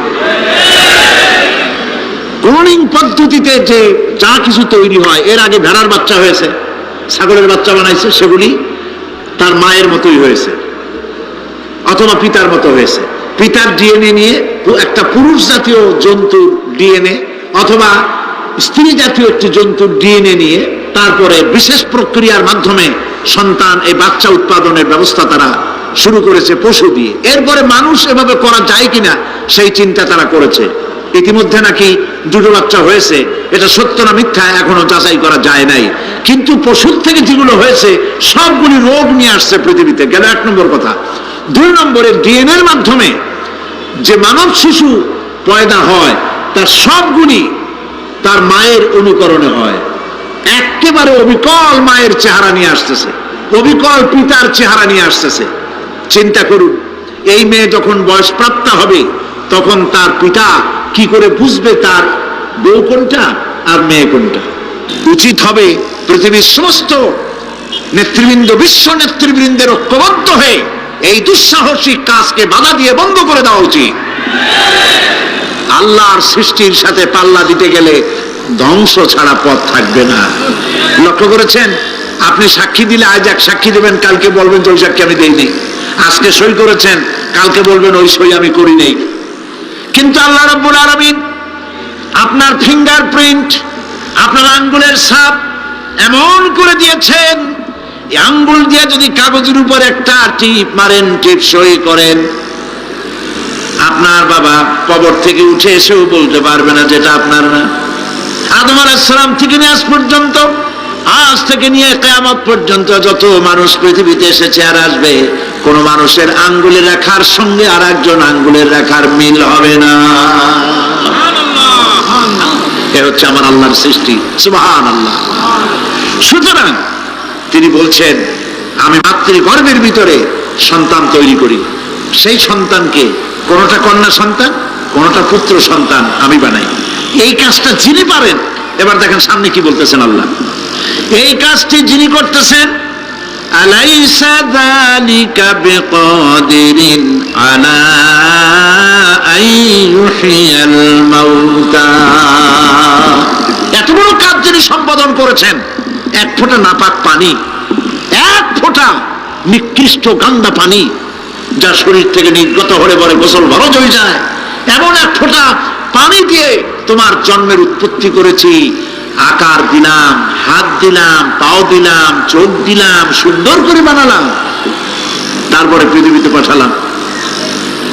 এরপরে তুমি কি করে মনে করতে পারো যে সেই আল্লাহ তোমার মৃত্যুর পরে আবার চিন্তা করতে পারবে না? আলাইসা যালিক, আল্লাহ পাক কি তোমাকে মৃত্যুর পরে, আলাইসা যালিকা বিকাদিরিন, আল্লাহ পাকের পক্ষে এটা কি সম্ভব নয় যে তোমার মৃত্যুর পরে আল্লাহ আবার চিন্তা করবেন? বলেন অবশ্যই পারবেন, বলেন অবশ্যই পারবেন। প্রিয় ভাই সব, আল্লাহ পাকের পরে বলছেন, ইয়া আইয়ুহান নাসু ইন কুনতুম ফি রাইবিম মিনাল বা'সি ফাইন্না খালাকনাকুম মিন তুরাব। হে মানব সকল, যদি সন্দেহ হয় যে আমি তোমাদের পরকাল সম্পর্কে, যদি পুনরুত্থান সম্পর্কে যদি তোমাদের সন্দেহ হয়, জানা থাকা উচিত আমি তোমাদেরকে মাটি দিয়ে সৃষ্টি করেছি, মাটির উপকরণ দিয়ে সৃষ্টি করেছি। এই মাটির সাথে মিশে যাবা, আবার উঠানো হবে। মাটিতে কবরের মধ্যে মুর্দা রাখার সময় কি বলি আমরা? মিনহা খালাকনাকুম ওয়া ফিহা নুঈদুকুম। পড়েন সবাই, মিনহা خلقناكم وفيها نعيدكم ومنها نخرجكم تارة أخرى। মাতৃগর্ভের ভিতরে মানুষকে আল্লাহ রাব্বুল আলামিন হাত পা চক্ষু কর্ণ নাসিকা দিয়ে সুন্দর করে মায়ের পেটের ভিতরে বানায়া এই পৃথিবীতে আল্লাহ পাক পাঠায় দেন। আর আল্লাহ পাক বলেন, সুম্মা নুখরিজুকুম তিফলা, বাচ্চার আকারে মায়ের পেট থেকে বের করে দিলাম। যে আল্লাহ রাব্বুল আলামিন এইভাবে করে তোমাদেরকে সৃষ্টি করেন। যালিকা বিআন্নাল্লাহা হুয়াল হক, জেনে রাখো এই সব কিছু এই জন্যই ঘটে যেহেতু আল্লাহ রাব্বুল আলামিন, আল্লাহ তাআলা মহাসত্য, তিনি যা বলেন তাও সত্য, তার কথার মধ্যে কোনো রকমের বৈপরীত্য নাই। ব্যারোমিটার যন্ত্র আছে, যে যন্ত্রের মাধ্যমে আবহাওয়া মাপা হয়, বৃষ্টি হবে কি হবে না, ঝড় হবে কি হবে না, জলোচ্ছ্বাস হবে কি হবে না, এগুলি ব্যারোমিটার যন্ত্র দিয়া, আবহাওয়া মাপা যন্ত্র দিয়ে তারা মাপে।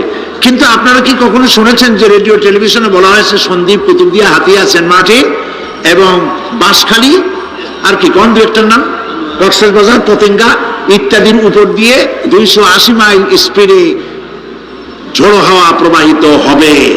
আগামীকাল 30 ফিট উঁচু হয়ে জলোচ্ছ্বাস হবে, এরকম কথা বলে কেউ? কি বলে? হইতে পারে, হইতে পারে, বজ্র সহ বৃষ্টিপাত হতে পারে। এবার কোরআন শরীফ দেখুন তো, কোরআন শরীফে কোথাও আছে পরকাল হইলেও হইতে পারে, কবর আযাব এটাও হয়তো হইতে পারে, জান্নাত আর জাহান্নাম থাকতেও পারে, এরকম কথা আছে? সব কথা ডাইরেক্ট, কোন কথার ভিতরে কোন রকমের বৈপরীত্য নাই। আল্লাহ রাব্বুল আলামিন বলেছেন ইযাস সামাউ ফাতারাত, আকাশ সমূহ যখন বিদীর্ণ হয়ে যাবে, ওয়া ইযাল কাওয়াকিবু তাতারাত, আর যখন তারকা সমূহ বিক্ষিপ্ত হয়ে পড়বে, ওয়া ইযাল কুবুরু বুসিরাত, আর যখন কবরের ভিতরে যা কিছু আছে সব উদ্গীরণ করে দেওয়া হবে। সমস্ত কথাগুলি ডাইরেক্ট। যালিকা বিআন্নাল্লাহা হুয়াল হক, যেহেতু আল্লাহ মহাসত্য। ওয়া মান আসদাকু মিনাল্লাহি কিলা, আর আল্লাহর চাইতে সত্যবাদী আর কে আছে? বলেন আছে কেউ? সে আল্লাহ রাব্বুল আলামিন বলেন, এত কিছু কাজ এত সুন্দর ব্যবস্থাপনা করে যিনি করেন, ওয়া আন্নাহু ইউহিল মাউতা ওয়া আন্নাহু আলা কুল্লি শাইইন কাদির। সে আল্লাহ রাব্বুল আলামিন তোমাদেরকে তোমাদের মৃত্যুর পরে আবার জিন্দা করবেন, এতে সন্দেহ করার কোনো কারণ নাই। وأن الساعة آتية لا ريب فيها وأن الله يبعث من في القبور। আল্লাহ পাক বলছেন অবশ্যই কিয়ামত আসবে, তাকে কেউ বিন্দুমাত্র এতে কোনো সন্দেহ নাই। আর وأن الله يبعث من في القبور, আর আল্লাহ পাক অবশ্যই কবরে যা কিছু আছে সব বের করে নিয়ে আসবেন। কান্নাহুম জারাদুল মুনতাশির, যেমন আপনারা দেখছেন কিনা এই যে যখন বন্যা বলে, পানি টানি যখন ওঠে, এই বন্যা নাকি বলে, তুফান, বন্যা ইত্যাদি যখন হওয়ার সম্ভাবনা হয়, তখন মাটি থেকে, গ্রাম্য পরিবেশে দেখা যায় মাটি থেকে পোকামাকড় গুলি এভাবে উঠতে থাকে। দেখছেন না? আপনারা দেখছেন কিনা? পাখাওয়ালা পিঁপড়াগুলি এভাবে সব উঠতে থাকে। কান্নাহুম জারাদুম মুনতাশির, এইভাবে করে পোকামাকড় পতঙ্গগুলি যেভাবে মাটি থেকে উদ্গত হতে থাকে, সমস্ত খবরগুলি থেকে মানুষগুলি এভাবে উদ্গত হয়ে যাবে। তবে হ্যাঁ, আপনারা একটা প্রশ্ন করতে পারেন যে কবর দিয়ে সব উঠবে, কিন্তু যে মানুষের বাগে খাইছে তার কি হবে? যে মানুষ আগুনে পড়ে গেছে তার কি হবে? যে নদীর মধ্যে ডুবে গেছে তার কি হবে? যে কুমিরের পেটে চলে গেছে তার কি হবে? এরকম একটা প্রশ্ন আপনারা করতে পারেন। কবর কাকে বলে সেটা আমাদের জানতে হবে। কবর শুধু মাটির গর্তটাকেই কবর বলা হয় না, এটি আলমে বারজাখ, এটি পর্দা, এটা জবনিকা। মৃত্যুর পরের জীবনটাই হলো আলমে আখিরাত পর্যন্ত যাইতে যে জীবনটা লাগে, যে একটি সময় আছে, এই সময়টার নামটাই হলো কবর। সেটা গর্তের মধ্যে হইতে পারে, মাটির মধ্যে, সেটা বাঘের পেটে হতে পারে, সেটা কুমিরের পেটে হতে পারে, সেটা পানিতে পচে যেতে পারে, এটা কোনো বিষয় না। আল্লাহ পাক উঠাতে চাইবেন এবং সমস্ত কিছুকে কিয়ামতের দিন আল্লাহ রাব্বুল আলামিন তার দরবারে হাজির করবে। তাহলে আমরা বুঝতে পারলাম যে কিয়ামত যে হবে এই ব্যাপারে কোনো সন্দেহের অবকাশ নাই। এখন ওই কিয়ামতের দিন আল্লাহ রাব্বুল আলামিন আমাদের বিচার নেবেন, হিসাব করবেন। দুনিয়ায় যে পরীক্ষা দিয়েছিলাম, এই পরীক্ষায় যদি কেউ একবার ফেল করেন, আর একবার পরীক্ষা দিয়ে পাস করার সুযোগ আছে, আরো একবার যদি ফেল করে আবার পরীক্ষা দিয়ে পাস করার সুযোগ আছে। 10 বার পরীক্ষা দিবেন, 10 বার ফেল করবেন, 100 বার পরীক্ষা দিবেন, 100 বার ফেল করবেন, তারপরেও আবার পরীক্ষা দেওয়ার সুযোগ আছে। কিন্তু কিয়ামতের ময়দানে যদি কোনো মানুষ তার জীবনের পরীক্ষায় যদি ফেল করে, দ্বিতীয়বার পরীক্ষা দিয়া পাস করার আর কোনো সুযোগ নাই। এই পৃথিবীতে জজ কোর্টে কেউ হেরে গেল, হাইকোর্টে আপিল করার সুযোগ আছে। হাইকোর্টে যদি হেরে যায়, সুপ্রিম কোর্টে কেস করে জেতার সুযোগ আছে, আপিল করার সুযোগ আছে। সুপ্রিম কোর্টেও হেরে গেল, প্রেসিডেন্টের কাছে জীবন ভিক্ষা চাওয়া যাইতে পারে। কিন্তু কিয়ামতে আখিরাতে আদালতে ওই জায়গায় মানুষ যদি একবার তার জীবনের মামলায় হেরে যায়, দ্বিতীয়বার আপিল করার আর কোনো জায়গা নাই। কঠিন জায়গা, সেই জায়গা হবে এবং সেখানে সবাইকে উঠতেই হবে। সুতরাং এই যে প্রশ্ন করা হয় যে প্রায় এই কিয়ামত কবে হবে, এটা বিশ্বাস করি না, হ্যান ত্যান ইত্যাদি, মরলে আবার জিন্দা করবে কে, এইসব প্রশ্নের কোনো দাম নাই। আল্লাহ পাক এই ব্যাপারে আরেকটি কথা বলছেন, ইয়াসআলুনাকা কাআন্নাকা হাফিয়্যুন আনহা কুল ইন্নামা ইলমুহা ইনদাল্লাহ ওয়ালাকিন্না আকসারান নাসি লা ইয়ালামুন। হে নবী, এরা আপনার কাছে এই প্রশ্নটা করে এইভাবে যে কিয়ামত কবে আসবে, মনে হয় যেন আপনি এটা জানেন। এই ইলেম কিয়ামত কবে হবে মনে হয় যেন আপনি এটা জানেন, সেই জন্য তারা এই প্রশ্নটা করছে। আসলে কুল ইন্নামা ইলমুহা ইনদাল্লাহ, কিয়ামত কবে হবে এটা কে জানেন? ওয়ালাকিন্না আকসারান নাস লা ইয়ালামুন, অবশ্যই অধিকাংশ মানুষের এইটা জানে না। কিয়ামত কবে হবে এটা একমাত্র আল্লাহ পাক জানেন।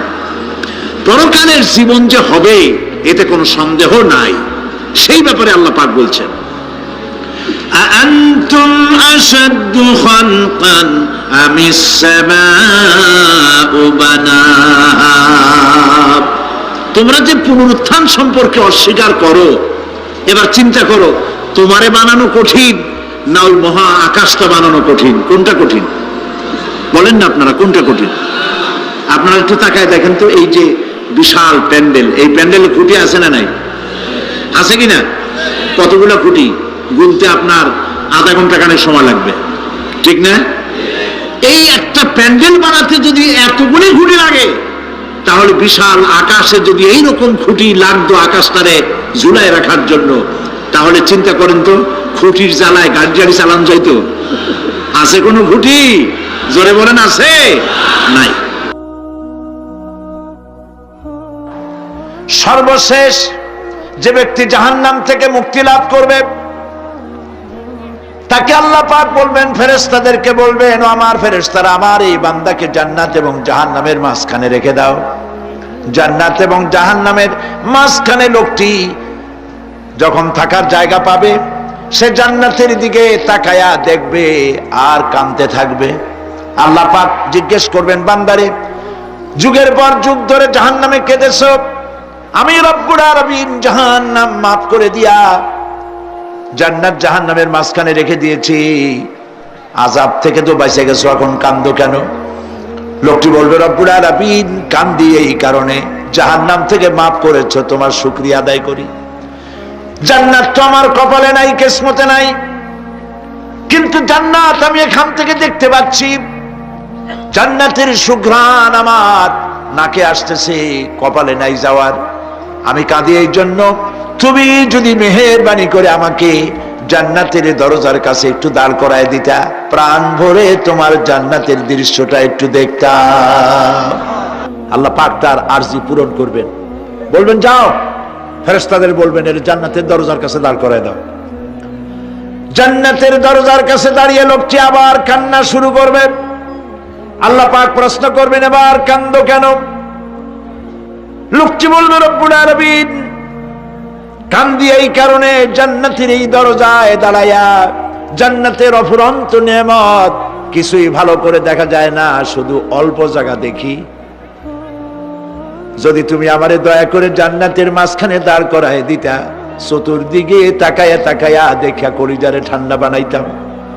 তবে আমি ওয়াদা করি, জান্নাতের কোনো নাজ নেয়ামত, কোনো ফল আমি খাবো না, ধরবো না, ছুঁইব না, একটুখানি মেহেরবানি করে মাঝখানে দাঁড় করাইয়া দাও, জানলারে ঠান্ডা করি।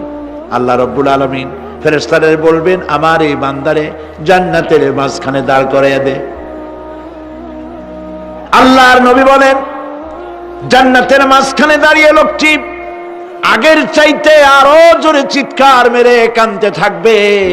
আল্লাহ পাক বলবেন, বান্দারে কি হলো তোর? দরজার কাছে আসতে চাইছিলে, আইনা দিলাম। আবার এবার মাঝখানে আসতে চাইছো, তাও এনে দিয়েছি। আবার কান্দো কেন? লোকটি বলবে, রব্বুল আলামিন এবার কান্দি এই জন্যে, তুমি যখন দয়া করে একটিবার জান্নাতের মাঝখানে এনে আমাকে দাঁড় করায় দিয়েছো, তুমি রহমান রহিম গফুরুর রহিম, এই জান্নাত থেকে আবার আর বাইর করে দিও না। আল্লাহ রাব্বুল আলামিন বলবেন, ও আমার বান্দারে, আমার এই জান্নাত তোর খুব পছন্দ হয়েছে নাকি? লোকটি বলবে, রব্বুল আলামিন কলিজা ঠান্ডা হয়ে গেছে, ভাবতেও পারি না এই জান্নাত এত সুন্দর। আল্লাহ পাক বলবেন, বান্দারে এরকম একটি নয়, দুইটা নয়, তোর জন্য আমি 10টা জান্নাত এইরকম রিজার্ভ করে রাখছি। সুবহানাল্লাহ। আল্লাহ পাককে ভয় করে পৃথিবীর সমস্ত পাপ থেকে যারা নিজেকে রক্ষা করবে, আল্লাহ তাদের জন্য এই জান্নাত রেখে দিয়েছেন। সুবহানাল্লাহ। সেই জান্নাতের রিসিপশন আপনারা আন্দাজ করতে পারবেন না। রিসিপশন কারে কয়? কি এর প্রধানমন্ত্রী আর প্রেসিডেন্ট, 4-5টা পুলিশ আর আর্মি আসে, একটা ফট করে সেলুট মারলো, বাস শেষ হয়ে গেল, এরকম না। জান্নাতীদেরকে রিসিপশন দেওয়া হবে। জান্নাতীরা যখন আল্লাহর হুকুমে জান্নাতের দিকে যেতে লাগবে, আর যখন জান্নাতের কাছে চলে যাবে, আল্লাহ রাব্বুল আলামিন শোনায় দিচ্ছেন, হাত্তা ইযা জাউহা ফুতিহাত আবওয়াবুহা ওয়া ক্বালা লাহুম খাজানাতুহা সালামুন আলাইকুম তিবতুম ফাদখুলুহা খালিদিন। সুবহানাল্লাহ। জান্নাতীরা যখন জান্নাতে প্রবেশ করার দরজার মুখোমুখি হবে, তার রক্ষীগণ তখন বলবে, সালামুন আলাইকুম, আল্লাহর শান্তি তোমাদের উপরে বর্ষিত হোক। সুবহানাল্লাহ। দুনিয়ার টাটকা টাটকা সুখগুলি 2 পা দিয়ে ঠেলে দিয়েছো, টাটকা সুখগুলি গ্রহণ করো নাই, হারাম খাও নাই, আল্লাহর দ্বীন কায়েমের জন্য রক্ত দিয়েছো, জীবন দিয়েছো, কষ্ট করেছো, আল্লাহকে ভয় করেছো। আমাদের সালাম গ্রহণ করো, জান্নাতের মধ্যে ঢুকে যাও চিরকালের জন্য। সুবহানাল্লাহ। আর বাইরে হওয়া লাগবে না, চিরকাল এই জান্নাতের মধ্যে তোমরা বসবাস করতে পারবে, আল্লাহ রাব্বুল আলামিনের ফেরেশতারা বলে দিবেন। জান্নাতের মধ্যে আল্লাহ পাক হুরদের সঙ্গে জান্নাতীদের বিয়ের ব্যবস্থা করে দিবেন। কোরআনে কারিমে আল্লাহ পাক বলেন, মুত্তাকিইনা আলা সুরুজিম মাসফুফাতিন ওয়া যাওয়াজনাহুম বিহুরিন ঈন। সামনাসামনি ভাবে সাজানো সারি সারি আসন সমূহের উপর তারা ঠেস লাগায় বসে থাকবে, আর আল্লাহ রাব্বুল আলামিন হুরদের সাথে জান্নাতীদের বিয়ের ব্যবস্থা করে দিবেন। যেসব হুরের সঙ্গে বিয়ে হবে তাদের আল্লাহ পাক বিবরণ দিচ্ছেন কি রকম হবে তারা। লাম ইয়াতমিসহুন্না ইনসুন ওয়ালা জান, এর পূর্বে জিন এবং ইনসান এদেরকে কেউ স্পর্শ করে নাই। কি রকম তারা? কাআন্নাহুন্নাল ইয়াকুতু ওয়াল মারজান, যেমন ঝিনুকের ভিতরে মণিমুক্তা থাকে, এইভাবে আল্লাহ পাক তাদেরকে পবিত্র করে রেখে দিয়েছেন। আমার প্রিয় ভাইরা, আল্লাহ রাব্বুল আলামিন কোরআনে কারীমের ভিতরে বলেছেন, ফাবিআইয়ি আলা'i রাব্বিকুমা তুকাযযিবান। জান্নাত দান করে আল্লাহ পাক এবার জান্নাতীদেরকে সম্বোধন করে বলবেন, ইয়া ইবাদি লা খাউফুন আলাইকুমুল ইয়াওমা ওয়ালা আনতুম তাহজানুন। হে আমার বান্দারা, লা খাউফুন আলাইকুমুল ইয়াওম, আজ আর কোনো ভয় নাই। সুবহানাল্লাহ, সুবহানাল্লাহ। আজ আর কোনো ভয় নাই, কোনো চিন্তাও নাই, আরামে এই জান্নাতের মধ্যে বসবাস করো। এরপরে আল্লাহ পাক জিজ্ঞেস করবেন, ও আমার জান্নাতীরা, আমি যেসব ওয়াদা করছিলাম আমার ওয়াদা মোতাবেক সমস্ত নিয়ামত পেয়েছো? তারা বলবে, হ্যাঁ পেয়েছি, সব নিয়ামত আপনার ওয়াদা মোতাবেক সব পেয়েছি। আল্লাহ রাব্বুল আলামিন বলবেন, সব পাও নাই, ওয়ালাদাইনা মাজিদ, আমার কাছে আরো বেশি আছে। সুবহানাল্লাহ, আমার কাছে আরো বেশি আছে। জান্নাতীরা বুঝবে না সে আরো বেশিটা কি, এর থেকে আর বেশি কি। প্রিয় ভাই সব, নবী করিম সাল্লাল্লাহু আলাইহি সাল্লাম বলেছেন, জান্নাতের সুখ আর শান্তি কোন চোখ নাই যা দেখেছে, যা কোন অন্তঃকরণ নাই যা কল্পনা করতে পেরেছে। এই জান্নাত মুত্তাকিদের জন্য আল্লাহ রাখছেন। সুবহানাল্লাহ। জান্নাতীরা ভাবতেও পারবে না সেই নিয়ামতগুলি কি। প্রিয় ভাই সব, সেই মুহূর্তে আল্লাহর নবী মুহাম্মদুর রাসূলুল্লাহ সাল্লাল্লাহু আলাইহি ওয়াসাল্লাম বলবেন, রব্বুল আলামিন, আমার উম্মতেরা জান্নাতীরা বুঝতে পারে নাই আপনার কাছে কি নিয়ামত আরো বেশি আছে। আমার এই উম্মতেরা জান্নাতীরা আপনার ওয়াদা মোতাবেক সব পেয়েছে, কিন্তু একটি জিনিস এখনো তাদের কিসমতে হয় নাই।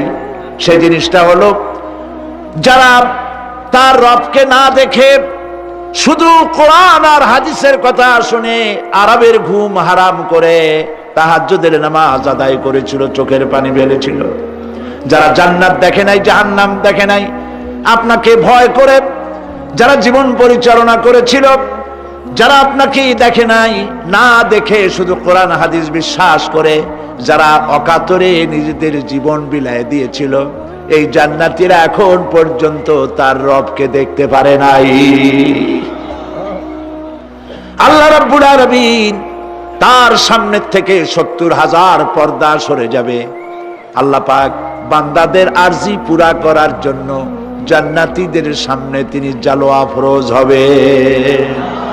কোরআন শরীফের ভিতরে আল্লাহ পাক বলেন, জান্নাতীরা তারা আল্লাহর দিকে, জান্নাতীরা তার রবের দিকে তাকিয়ে থাকবে, আর রব তার বান্দাদের দিকে তাকায়া থাকবে। প্রাণ ভরে জান্নাতীরা রবকে দেখবে। সুবহানাল্লাহ, আল্লাহ পাককে দেখবে। প্রাণ খুলে আজ দোয়া করি, রব্বুল আলামিন, জান্নাতের যেই পরিবেশে, যেই জায়গায় তুমি দয়া করে তোমার গোলামদেরকে তুমি নিজেই দর্শন দিবে, দেখা দিবে। মনিব গো, ও আমাদের রব, আজ এই বিশাল জনসমুদ্র নিয়ে তোমার দরবারে আবেগ ভরা কণ্ঠে বলি, যেই অনুষ্ঠানটি তুমি এমন মুবারক অনুষ্ঠান করবে যেখানে তুমি জান্নাতীদেরকে দেখা দিবে, ওই জান্নাতের কোনো একটি, ওই অনুষ্ঠানের কোনো একটি কোনায় কানায় আমাদেরকেও দাঁড় করাইয়া দেখার তৌফিক। প্রিয় ভাই সব, আল্লাহ রাব্বুল আলামিন মানুষের সামনে এত সব নিয়ামত রেখেছেন, এই জান্নাত দান করবেন। এরপরে আল্লাহ রাব্বুল আলামিন কোরআনে কারীমের মধ্যে বলেছেন, রব্বিস সামাওয়াতি ওয়াল আরদি ওয়া মা বাইনাহুমার রাহমানি লা ইয়ামলিকুনা মিনহু খিতাবা। এসব পুরস্কার রয়েছে তোমাদের সেই রবের পক্ষ থেকে যিনি আকাশ আর জমিনের মালিক। সুবহানাল্লাহ বলবেন না? যার সামনে কথা বলার ক্ষমতা কারো হবে না। এটি একটি মারাত্মক কথা। কিয়ামতের দিন আল্লাহর দরবারে কেউ কথা বলতে পারবে না আল্লাহর নির্দেশ ছাড়া। একটি আকীদা পরিষ্কার করে নিয়ে যান আপনাদের। সে আকীদাটা এভাবে পরিষ্কার করুন, কোন পীর সাহেব, কোন খাজা বাবা, কোন মাওলানা, কোন মুহাদ্দিস, কোন বুজুর্গ আপনাকে সুপারিশ করতে পারবে না যদি না আল্লাহ পাক তাকে কথা বলার তৌফিক না দেন। মনে থাকবে এটা।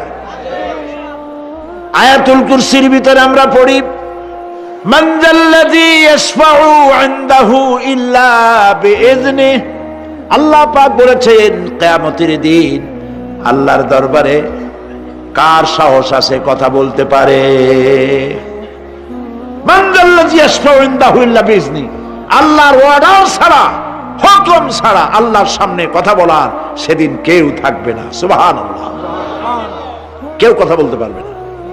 সুপারিশ করতে হবে আল্লাহ যারে বলেন তুমি করো, অমুকের জন্য করো, সেই ব্যক্তি শুধু তার জন্যই করতে পারবে, আর কেউ কথা বলতে পারবে না।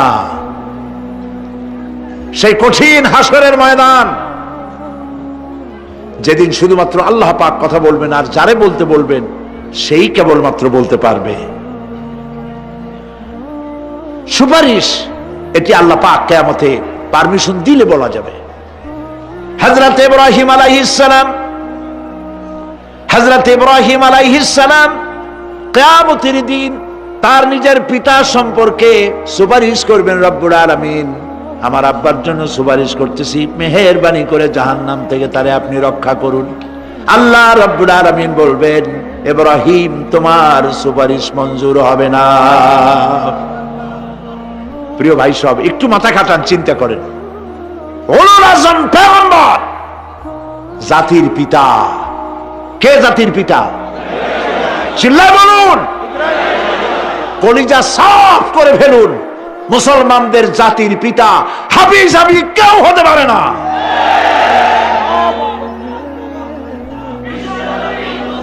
মিল্লাতা আবিকুম ইব্রাহিম।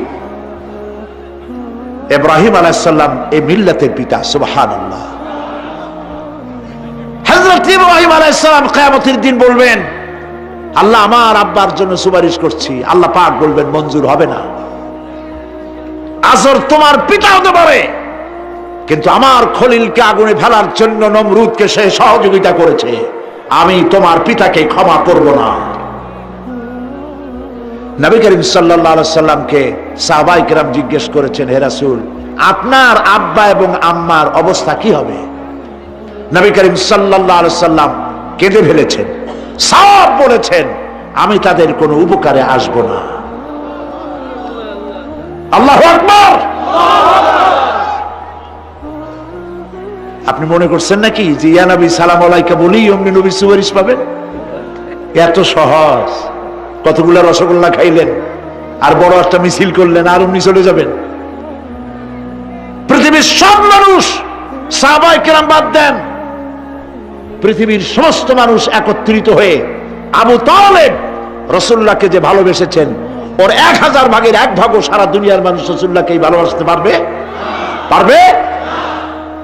নিজের ছেলে আলীকে, আলী রাদিয়াল্লাহু তাআলা আনহুকে আলাদা বিছানায় শোয়াইয়া, ছোট্ট মানুষ হযরত আলী আলাদা জায়গায় রাখিয়া, মুহাম্মদুর রাসূলুল্লাহ সাল্লাল্লাহু আলাইহি ওয়াসাল্লাম এতিম মানুষ, তারে কলিজার সাথে বুকের মধ্যে আশ্রয় দিয়ে আগলে রেখেছেন বুক করে। সেই আবু তালেব মৃত্যুর সময় নবী করিম সাল্লাল্লাহু আলাইহি ওয়াসাল্লাম বলেছিলেন, চাচা একটি বার আমার কানে তাওহীদের কালেমা শোনায় দেন। আবু তালেব, তার কিসমতে ছিল না কালেমা। মরে যাওয়ার পর একজন সাহাবী বলেছিলেন, ইয়া রাসূলুল্লাহ, মৃত্যুর সময় আবু তালেবের মুখ আমি নড়তে দেখেছি, তিনি কালেমা পড়েছেন সম্ভবত। রাসূলুল্লাহ সাহেব বলেছেন, আমি শুনি নাই। এত ভালোবাসার পরেও হাদিস শরীফে এসেছে আবু তালেব জাহান্নামে যাবে। কোথায় যাবে? জাহান্নামে। সবচাইতে কম আযাব হবে কার? আবু তালেবের। কম আযাবটা কি? হাদিস শরীফে এসেছে কম আযাব হলো জাহান্নামের আগুন দিয়ে 1 জোড়া জুতা তৈরি করে আবু তালেবের পায়ে পরিয়ে দেওয়া হবে। সেই জাহান্নামের আগুনের তৈরি করা জুতার তাপে আবু তালেবের মাথার ঘিলুগুলো টকবক করে বউ পড়তে লাগবে। এত ভালোবেসে যদি কিয়ামতে উপায় না হয়, আপনি ইয়া নবী সালাম আলাইকা, ইয়া রাসূল সালাম আলাইকা, আর কতগুলো জিলাপি খাইলেন, বড় একটা মিছিল করলেন। প্রিয় ভাই সব, এইসব বেদাত ছাড়ুন, এগুলি সুস্পষ্ট বিদআত। রাসূলুল্লাহকে ভালোবাসবেন, সাহাবীরা যেভাবে ভালোবেসেছেন ওইভাবে ভালোবাসবেন। আল্লাহ রাব্বুল আলামিন বলেন, যালিকাল ইয়াউমুল হক ফামান শাআ আত্তাখাযা ইলা রাব্বিহি মাআবা। এই দিনটি অবশ্যই আসবে, সেদিনটি নিশ্চিতভাবে আসবে। আর এখন যার ইচ্ছা সে তার রবের দিকে অগ্রসর হোক। ইন্না আনজারনাকুম আযাবান করিবান ইয়াওমা ইয়ানজুরুল মার'উ মা কদ্দামাত ইয়াদাহু ওয়া ইয়াকুলুল কাফিরু ইয়া লাইতানি কুনতু তুরাবা। ইন্না আনজারনাকুম আযাবান করিবা, খুব নিকটবর্তী একটি আযাব সম্পর্কে আমি তোমাদেরকে সতর্ক করে দিলাম। কে বলতেছেন? আল্লাহ পাক।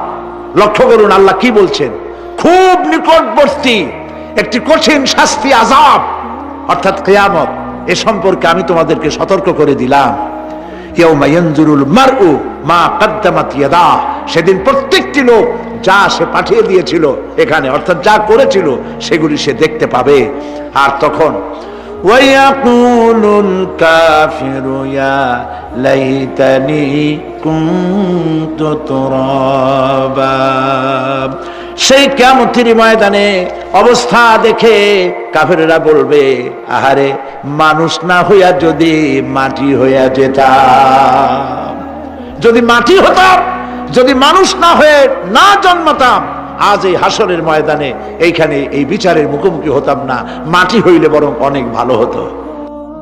এই পৃথিবীতে আমরা এসেছি, চলে যাব, যাওয়ার আগে এই কোরআন একটি বিশাল জনগোষ্ঠী এমন বানাতে চেয়েছে যে জনগোষ্ঠী এই কোরআন দিয়ে একটি বিশাল সমাজ গড়বে, রাষ্ট্র গড়বে, এমন রাষ্ট্র গড়বে যেই রাষ্ট্রে দুঃখ থাকবে না, অশান্তি থাকবে না, যেখানে সুখ থাকবে, সমৃদ্ধি থাকবে, আর কিয়ামতের দিন আল্লাহর জান্নাতে তারা চলে যাবে।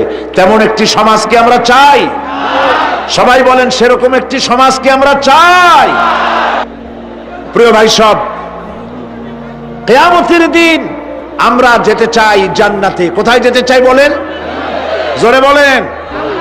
এই জান্নাতে যাওয়ার জন্য দুইটা কাজ করতে হবে। কয়টা কাজ? আল্লাহ রাব্বুল আলামিন বলেন, ফামান কানা ইয়ারজু লিকাআ রাব্বিহি ফালইআমাল আমালান সালিহান ওয়া লা ইউশরিক বিইবাদাতি রাব্বিহি আহাদা। আল্লাহ পাক বলেন, যে বা যারা আমার সঙ্গে দেখা করতে চায় কিয়ামতে, দুইটা কাজ করা লাগবে। বলেন কয়টা কাজ? একটা হলো নেক আমল। কি আমল বলেন? নেক আমল। নেক আমল কারে বলে? নেক আমল করতে হলে আবার দুইটা শর্ত লাগে। এক নম্বরে কাজটা করতে হবে আল্লাহরে খুশি করার জন্য। কারে খুশি করার জন্য? একটা মাদ্রাসা বানাইছি যাতে লোকেরা বলে যে বড় একটা মাদ্রাসা বানাইছে, এই জন্য মাদ্রাসা বানাবেন, মসজিদ বানাবেন, হসপিটাল বানাবেন, যা কিছু করেন নিয়ত হবে আল্লাহকে খুশি করা। নিয়ত হবে কারে খুশি করা? আল্লাহ পাককে খুশি করা। এই হলো নেক আমলের প্রথম শর্ত, কাজ হবে আল্লাহকে খুশি করার জন্য। দুই নম্বরে কাজটি হতে হবে সুন্নতে নববী সাল্লাল্লাহু আলাইহি ওয়াসাল্লামের উপরে। মনে রাখবে, দাড়ি রাখবো। কেন রাখবো? রাসূলের সুন্নাত। রাখবো কারে খুশি করার জন্য? আল্লাহ খুশি করার জন্য। রাখবো কার মতো? রবীন্দ্রনাথের মতো, কার্ল মার্কসের মতো, কবির মতো নয়। রাখতে হবে কার মতো? নবীর মতো। বুঝে নেন, কাজটা হতে হবে আল্লাহকে খুশি করার জন্য, 2 নম্বরে কাজটা হতে হবে সুন্নতে নববী সাল্লাল্লাহু আলাইহি ওয়াসাল্লামের উপরে হতে হবে। তাহলে এই হলো 1 নম্বর। জান্নাতে যাওয়ার জন্য, আল্লাহর সাথে দেখা করার জন্য 1 নম্বরের কাজ হলো নেক আমল। বলেন 1 নম্বরের কাজ কি? 2 নম্বরের কাজ ওয়ালা ইউশরিক বিইবাদাতি রাব্বিহি আহাদা। আল্লাহ রাব্বুল আলামিনের ইবাদতের সাথে কাউকে শরীক স্থাপন করা যাবে না। আমরা যারা মুসলমান, অধিকাংশ মুসলমান শিরকের ভিতরে মুবতালা হয়ে আছে। বিশ্বাস করেন কিনা বলেন? কাফেররা তো মুশরিক আছেই, ওরা তো মুশরিক আছেই, কিন্তু আমরা মুসলমানেরা আমাদের আমলের মধ্যে, আমাদের অজান্তে সবের নিয়তে অনেক শিরক আমরা করে বসি। নাউজুবিল্লাহ, বলেন নাউজুবিল্লাহ। এই জন্য আমি বারবার সতর্ক করি, নিজেকেও করি, আপনাদেরকেও করি। এই কারণে করি, শিরকের গুনাহ আল্লাহ মাফ করবেন না। ইন্না শিরকা লাযুলমুন আযীম, শিরক মস্ত বড় অপরাধ, জুলম, আল্লাহ মাফ করবেন না। আল্লাহর কাছে কান্দে কান্দে মাফ চাওয়া লাগবে যে আল্লাহ শিরক থেকে আমাকে রক্ষা করো, বাঁচাও। অনেক গোপন শিরক আছে। মাজারে যান, পীর সাহেবের কাছে যান, মনে যদি নিয়ত থাকে উনি ফু দিলে আমি ভালো হবই, উনি তাবিজ দিলে আমার বাচ্চা হবেই, উনি আমারে দয়া করলেই আমার ব্যবসায় উন্নতি হবেই, এইটার নাম শিরক। এটার নাম কি? ওয়াইজা সাআলতা ফাসআলিল্লাহ ওয়াইজা ইসতাআনতা ফাসতাইন বিল্লাহ। যা বলার আল্লাহরে বলো, আর যা চাওয়ার কার কাছে চাও? চিল্লায় বলেন। কলিজাটাকে পরিষ্কার করে যান আজকের মাহফিলে। এই কলিজায় কারো প্রতি কোনো ভয় রাখবো না আল্লাহ ছাড়া। ভয় করবো কারে বলেন? মহব্বত আল্লাহ ছাড়া, এত বেশি মহব্বত আর কাউকে করব না। আল্লাহ তাআলা আমাদের কলিজায় তোমার ভয় এবং মহব্বত দিয়ে ভরে দাও, রাসূলের মহব্বত দিয়ে আমাদের দিলকে ভরে দাও। বিশ্বাস করুন ভাই সাহেব, কোরআন শরীফ আমার সামনে, বিশ্বাস করুন, দেশি পীর বিদেশি পীর, খাজা বাবা দেশি এবং বিদেশি, কেউ আপনার ভাগ্য বদলাই দিতে পারবে না। এই পিছনে দৌড়ায় দৌড়ায় কোনো লাভ নয়। এতক্ষণ মসজিদের ভেতরে বসে আল্লাহর কাছে কাঁদেন। ওয়াকালা রাব্বুকুম উদউনি আস্তাজিব লাকুম। তোমার রব বলেছে আমারে ডাকো, আমি ডাকের সাড়া দিয়ে দেব। সুবহানাল্লাহ। আর আল্লাহ বলেছেন আমার ইবাদতের সাথে কাউকে শরীক করবে না। খবরদার। আলাইসাল্লাহু বিকাফিন আবদা। আল্লাহ প্রশ্ন করছেন, আলাইসাল্লাহু বিকাফিন আবদা, আমি কি আমার বান্দার জন্য যথেষ্ট নই? চিল্লায় বলুন অবশ্যই যথেষ্ট। আবার বলেন অবশ্যই যথেষ্ট। কলিজা সাফ করে ফেলেন। সম্রাট শাহজাহান, দিল্লির সম্রাট, হাবিজাবি সম্রাট না, দিল্লির সম্রাট। এখন কোথায়? কবরের মধ্যে। কবি বলতেছেন, শাহনে জাহাं को जिन्हें फक्र से देते थे बाज, शाहने जहां को जिन्हें फक्र से देते थे बाज, वाज कब्र में है सूरह अलहम्दु की मोहताज। সারা ভারতবর্ষ যারা ট্যাক্স দিয়ে নিজেকে সৌভাগ্যবান বলে মনে করত, সে আজ কবরের মধ্যে ভিক্ষুকের মতো সূরা আলহামদুর মতো একটি সূরার মুহতাজ হয়ে ভিক্ষুকের মতো শুয়ে আছে। সম্রাট শাহজাহান মসজিদে বসে আছে, এক ফকির ঘুরতেছে। লোকেরা কয় ছোটবেলা থেকেই তোমারে খয়রাত করতে দেখলাম, ভিক্ষা কি জীবনেও যাবে না তোমার? লোকটি বলছে, আমি ভিক্ষা করবো ছাড়া আমার উপায়টা কি? এই লোকটি আমি ভিক্ষা করা ছাড়া করবো কি? লোকেরা তো আমার 4 টাকা 50 টাকা 100 টাকা দেয় না, 4 আনা 5 আনা 1 টাকা এই আমার দেয়, এ দিয়ে আমি বড় লোক হবো কেমন? লোকটি বলছে, আচ্ছা দেখো, তুমি তো জায়গা মতো যাইতে পারো নাই, বাদশার কাছে যাও, এমন দেওয়া দেবে জীবনে আর খয়রাত করা লাগবে না। তো বাদশার কাছে কি খয়রাতি যাইতে পারে কোনোদিন? কয় হ্যাঁ এখন পারবা। কেমনে? কয় সম্রাট শাহজাহান এখন একা একা মসজিদে আছেন। তখনকার এসব বাদশারা অনেকে নামাজি ছিলেন, দিনদার ছিলেন। ফকির দরজার কাছে দাঁড়াইয়া দেখতে পাচ্ছে কেউ নাই, দেহরক্ষীরা দূরে দূরে দাঁড়ানো। বাদশাহ মসজিদের ভেতরে বসে হাত তুলে ঝুলতেছে আর কাঁদতেছে, চোখের পানি দিয়া দাড়ি ভিজে ভিজে পড়ছে। এই দৃশ্য অনেকক্ষণ দেখলো ফকির। কিছুক্ষণ পর সম্রাট শাহজাহান মসজিদ থেকে বেরিয়ে আসছে। ফকির বলছে আসসালামু আলাইকুম হুজুর। তিনি বললেন ওয়ালাইকুম আসসালাম, চলে গেল। বাদশা বলল আমার কাছে তো কেউ আইসা কিছু না চাইয়া তো যায় না, এরে দেখলাম খয়রাতির মতো কিছু চাইলো না, বেটা ভয় করলো নাকি? আমি এদিকে আসো। আসছে। ভয় পাইছো? কয় না ভয় পাইনি। তো কিছু যে চাইলে না? ফকির বলছে জাহাপানা সত্যিই কিছু চাইতে আসছিলাম, তারপর চাইলে না কেন? ফকির বলছে জাহাপানা সারা জীবন ভিক্ষা করেছি, আর আজ দিল্লির সম্রাটের কাছে বেশি পাওয়ার লোভে এসেছিলাম, কিন্তু আপনার দশা দেখা আমার জ্ঞানের চোখ খুলে গেছে। আমি লক্ষ্য করে দেখলাম আমি সম্রাটের কাছে চাইতে এসেছি, হাত তুলি নাই, বিনয় প্রকাশ করি নাই, চোখের পানি ফেলি নাই, কিন্তু লক্ষ্য করে দেখলাম দিল্লির সম্রাট আমার চাইতেও বড় ভিক্ষুকের মতো। আবার কোন সম্রাটের কাছে হাত তুলে কান্দে? আমার জ্ঞানের চোখ খুলে গিয়েছে, আমি বুঝতে পেরেছি সম্রাট কান্দে যেই সম্রাটের কাছে, তারে ছাড়া আর কারো কাছে জীবনে চাইব না। এই কথাই সূরা ফাতিহায় প্রত্যেক দিন পড়ি, বুঝি না কি পড়ি। ইয়াকা না'বুদু ওয়া ইয়াকা নাস্তাঈন। আয় আল্লাহ, একমাত্র তোমার গোলামি করি আর তোমার কাছে সাহায্য চাই, তুমি ছাড়া কারো কাছে সাহায্য চাই না। কলিজা সাফ করুন। কোন মরা পীর, কোন জিন্দা পীর আপনার মনের আশা পুরা করতে পারবে না, পারবে না, পারবে না।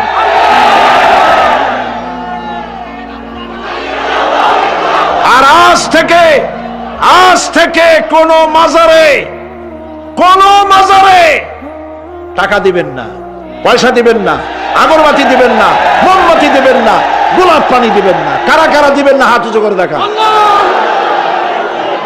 সুবহানাল্লাহ, আলহামদুলিল্লাহ, লা ইলাহা ইল্লাল্লাহ।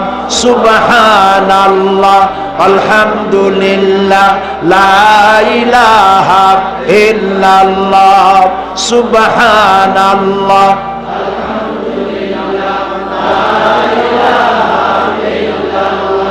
লা ইলাহা ইল্লাল্লাহ, মুহাম্মাদুর রাসূলুল্লাহ।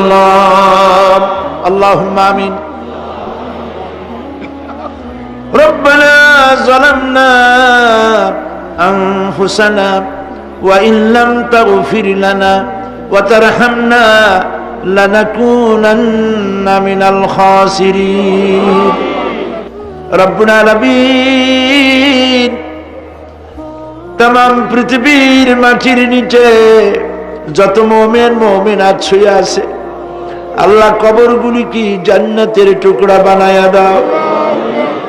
আয় আল্লাহ তাআলা, এই মুহূর্তে মনে পড়ে গেল আমাদের মা বাপের কথা।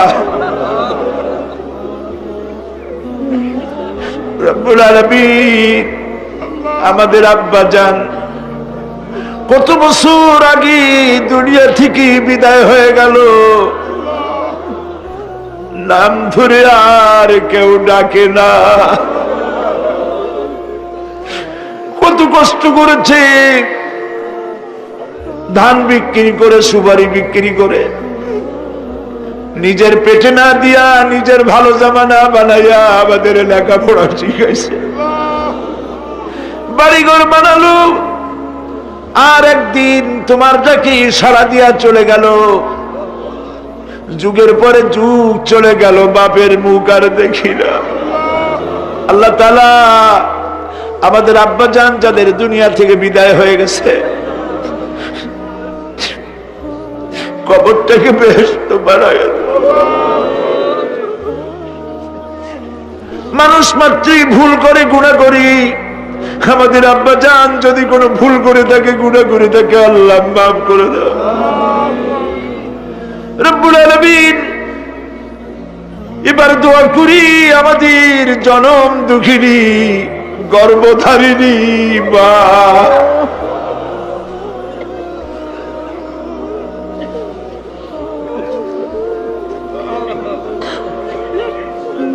আর 10 মাস ধরে পেটের মধ্যে রেখে কষ্ট করেছে মা, কারো কাছে অভিযোগ করে নাই।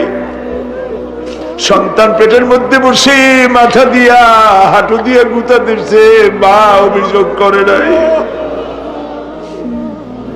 ডেলিভারিতে কষ্ট করেছে, 2-2.5 বছর পর্যন্ত বুকের দুধ দিয়া মানুষ বানাইছে। নিজে না খেয়ে আমাদের খাওয়াইছে, কান্না মুখে শত চুমা দিয়া হাসি ফুটাইছে। ওই মা যার বিদায় হয়ে গেল, কবরটাকে জান্নাতের টুকরা বানায়া দাও। রব্বির হামহুমা কামা রব্বায়ানি সগীরা। সবাই পড়েন, রব্বির হামহুমা কামা রব্বায়ানি সগীরা। আল্লাহ তাআলা আমাদের মা বাপ যাদের বেঁচে আছে সুস্থ রাখো, ভালো রাখো। বিছানায় ভালাইয়া পরের উপরে নির্ভর করে নিও না, ইমানের সাথে সুস্থ অবস্থায় দিয়ে দিও। আমাদের খেদমত করার তৌফিক দিও রব্বুল আলামিন। দাদা দাদি, নানা নানি যাদের মারা গেল মাফ করে দিও। আয় আল্লাহ তাআলা, মানুষ যদি আমেরিকায় যায়, ইউরোপে যায়, সপ্তাহে সপ্তাহে বা দিনে দিনে প্রতিদিন টেলিফোনে কথা বলা যায়, চিঠিপত্র দিয়া খোঁজ পাওয়া যায়। আমাদের মা বাবা, আত্মীয় স্বজন যুগের পর যুগ কবরের মধ্যে শুয়ে আছে, কোনো খবর জানি না।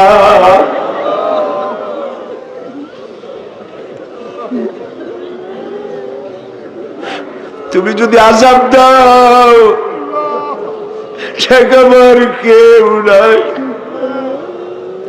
আয় আল্লাহ, তুমি যদি রহমত করো, করতেই পারো মাবুদ।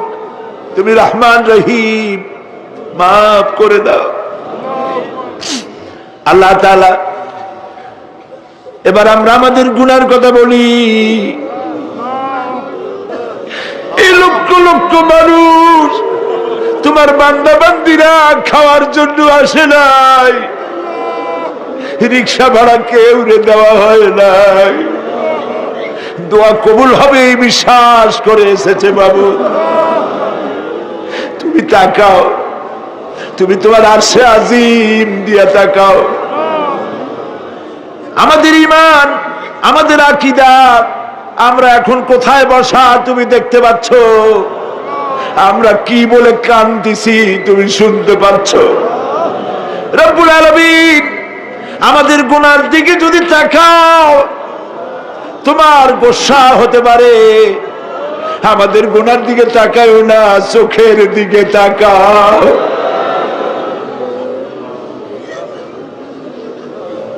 আল্লাহ, আমাদের চোখের দিকে তাকাও। আমরা এতিম, কাঙ্গাল, ভিক্ষু, তুমি গনি, আমরা ফকির।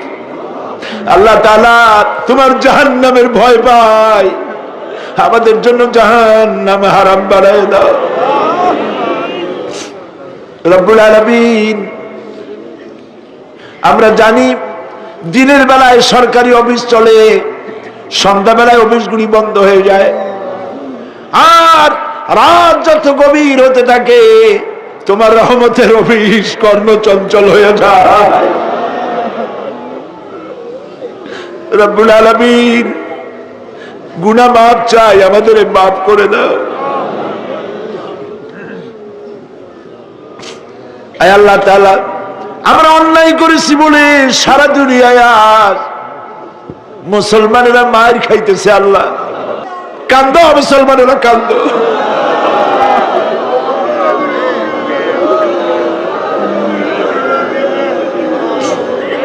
আল্লাহ বাগদাদ বাঁচাও, কুয়েত বাঁচাও, আমাদের কলিজা মক্কা মদিনা বাঁচাও।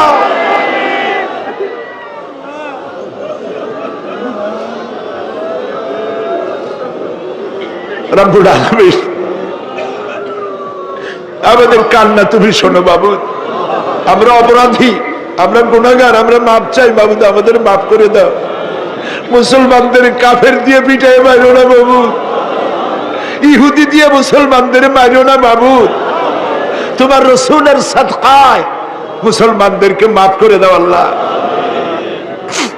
আল্লাহ তাআলা আমাদের বিবি বাল বাচ্চা যা দান করেছে সবগুলিকে দিনদার, নামাজি, পরহেজগার বানায় দাও। আমাদের স্ত্রীদের হেদায়েত করে দাও, আমাদের সন্তানগুলিকে দিনদার ইমানদার বানায় দাও। আমাদের যারা যারা ইমামতি করতে পারে এমন বানায় দাও বাবু।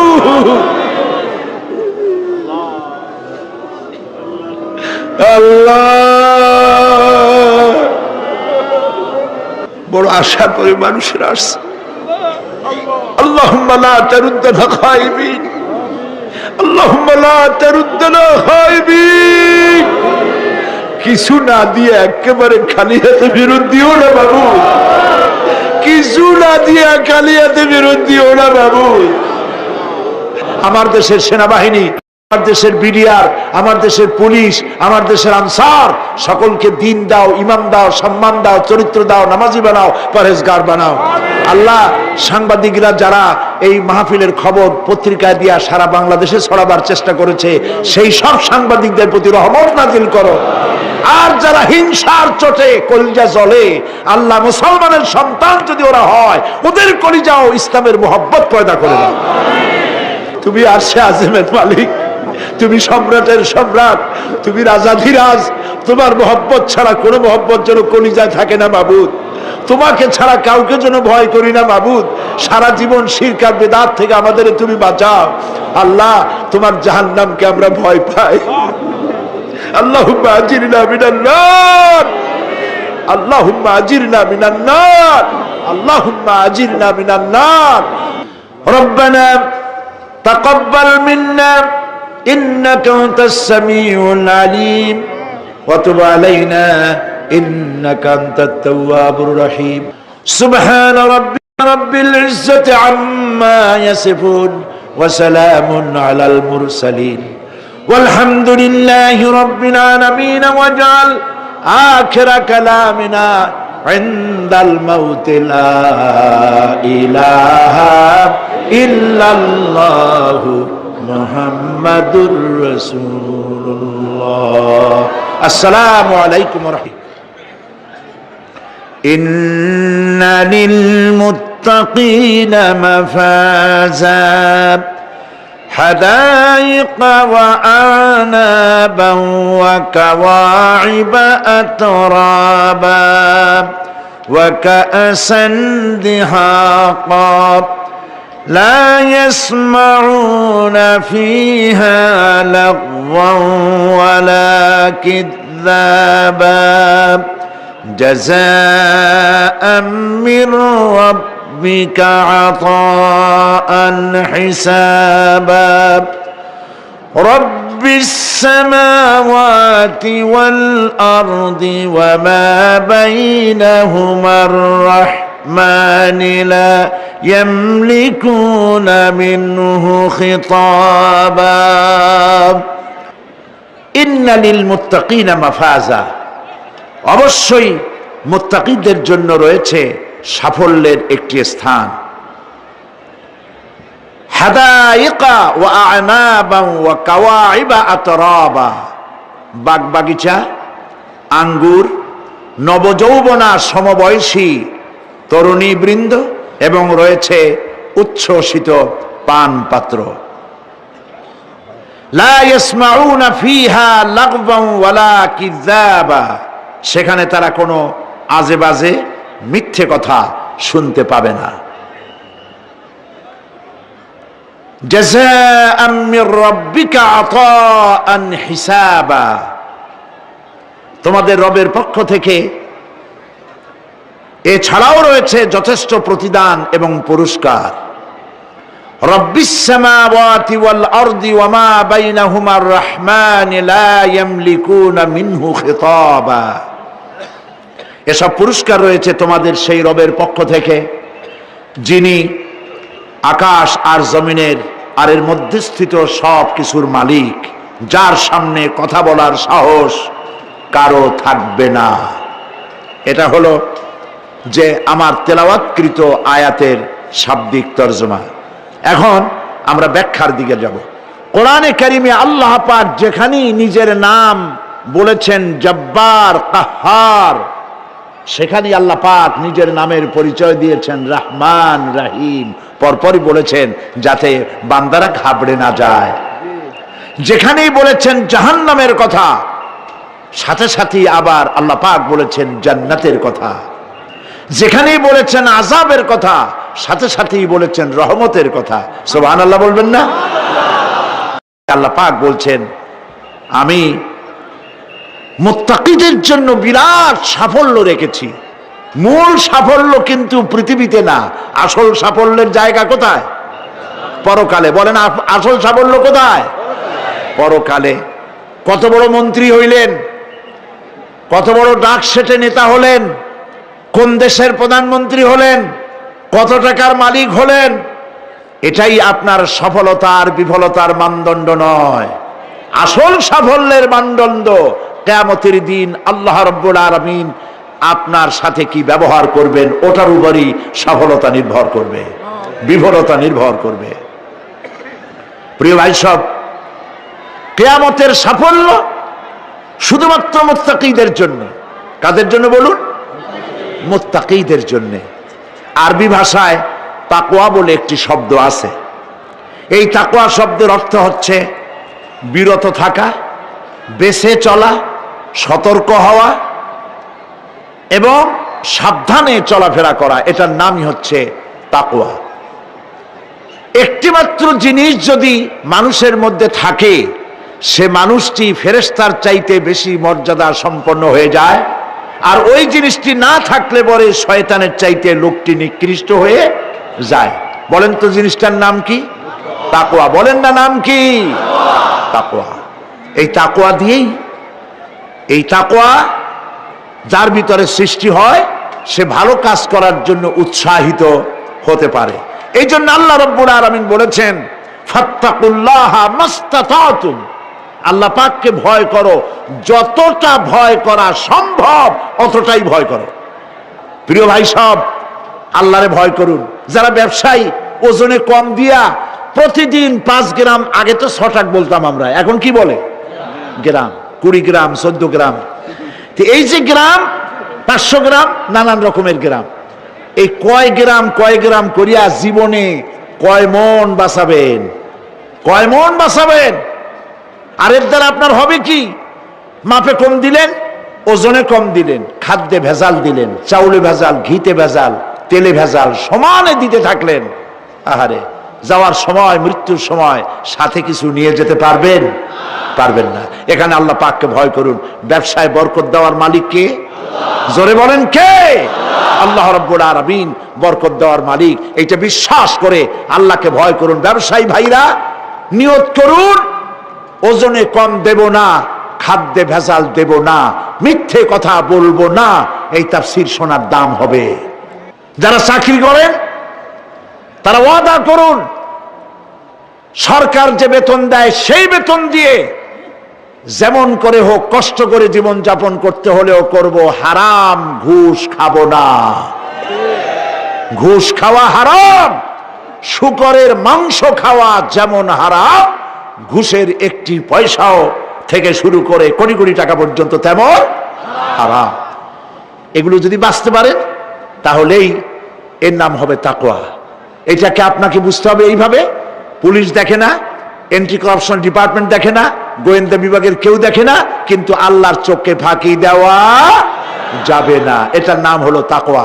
এই আল্লাহকে ভয় যদি করতে পারি তাহলে পরিচয় হবে মুত্তাকি। আর কোরআন আসছে মুত্তাকিদের জন্য। ইবাদত করলে পরে তাকওয়ার সৃষ্টি হবে, রোজা রাখলে পরে তাকওয়ার সৃষ্টি হবে। আল্লাহকে ভয় করাটার নামই হলো তাকওয়া। এই তাকওয়া যারা করবে, আল্লাহরে ভয় করবে, সেই বান্দাদের জন্য আল্লাহ পাক বলছেন ইন্নালিল মুত্তাকিনা মাফাজা। এই মুত্তাকিদের জন্যই রয়েছে বিরাট সাফল্য কিয়ামতের দিন। সুবহানাল্লাহ। আল্লাহ পাক এদেরকে জান্নাত দিবেন। কি দিবেন বলেন? এমন এক জান্নাত দিবেন, কোরআনে কারীমের মধ্যে আল্লাহ পাক এই পৃথিবীর বুকে যারা আরামের টাটকা সুখগুলি, আরামগুলি যারা বর্জন করে আল্লাহ রাব্বুল আলামিনকে বিশ্বাস করে যারা জীবন পরিচালনা করেছে, আল্লাহ পাক তাদের জন্য জান্নাত রেখেছেন। এবং তাদের জন্য বলছেন সাবিকু ইলা মাগফিরাতিম মির রাব্বিকুম ওয়া জান্নাতিন আরদুহা কাআরদিস সামাই ওয়াল আরদ উইদ্দাত লিল্লাযীনা আমানু বিল্লাহি ওয়া রাসূলিহি। আল্লাহ পাক বলেন প্রতিযোগিতা করো আল্লাহর মাগফিরাত কামনার জন্য আর জান্নাতে যাওয়ার জন্য প্রতিযোগিতা করো। আল্লাহর রহমত পাওয়ার জন্য সৎ কাজের প্রতিযোগিতা করো, তাহলে আল্লাহ রাব্বুল আলামিন তোমাদেরকে ক্ষমা করবেন আর তোমাদের জন্য এমন জান্নাত দিবেন যেই জান্নাত আকাশের বিশালতার জমিনের বিশালতার মতো। এই বিরাট জান্নাত তোমাদেরকে দিবেন। এই জান্নাত চিরস্থায়ী সুখ এবং শান্তির জায়গা হবে। মাসালুল জান্নাতিল্লাতী উইদাল মুত্তাকুন ফিহা আনহারুম মিন মাইন গায়রি আসিনিন ওয়া আনহারুম মিন লাবানিন লাম ইয়াতাগায়্যার তা'আমুহু।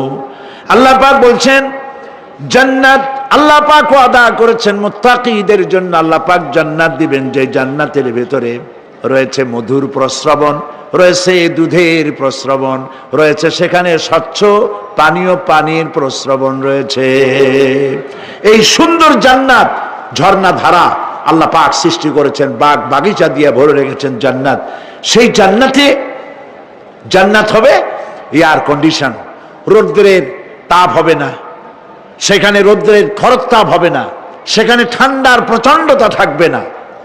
কিরকম হবে জায়গাটা?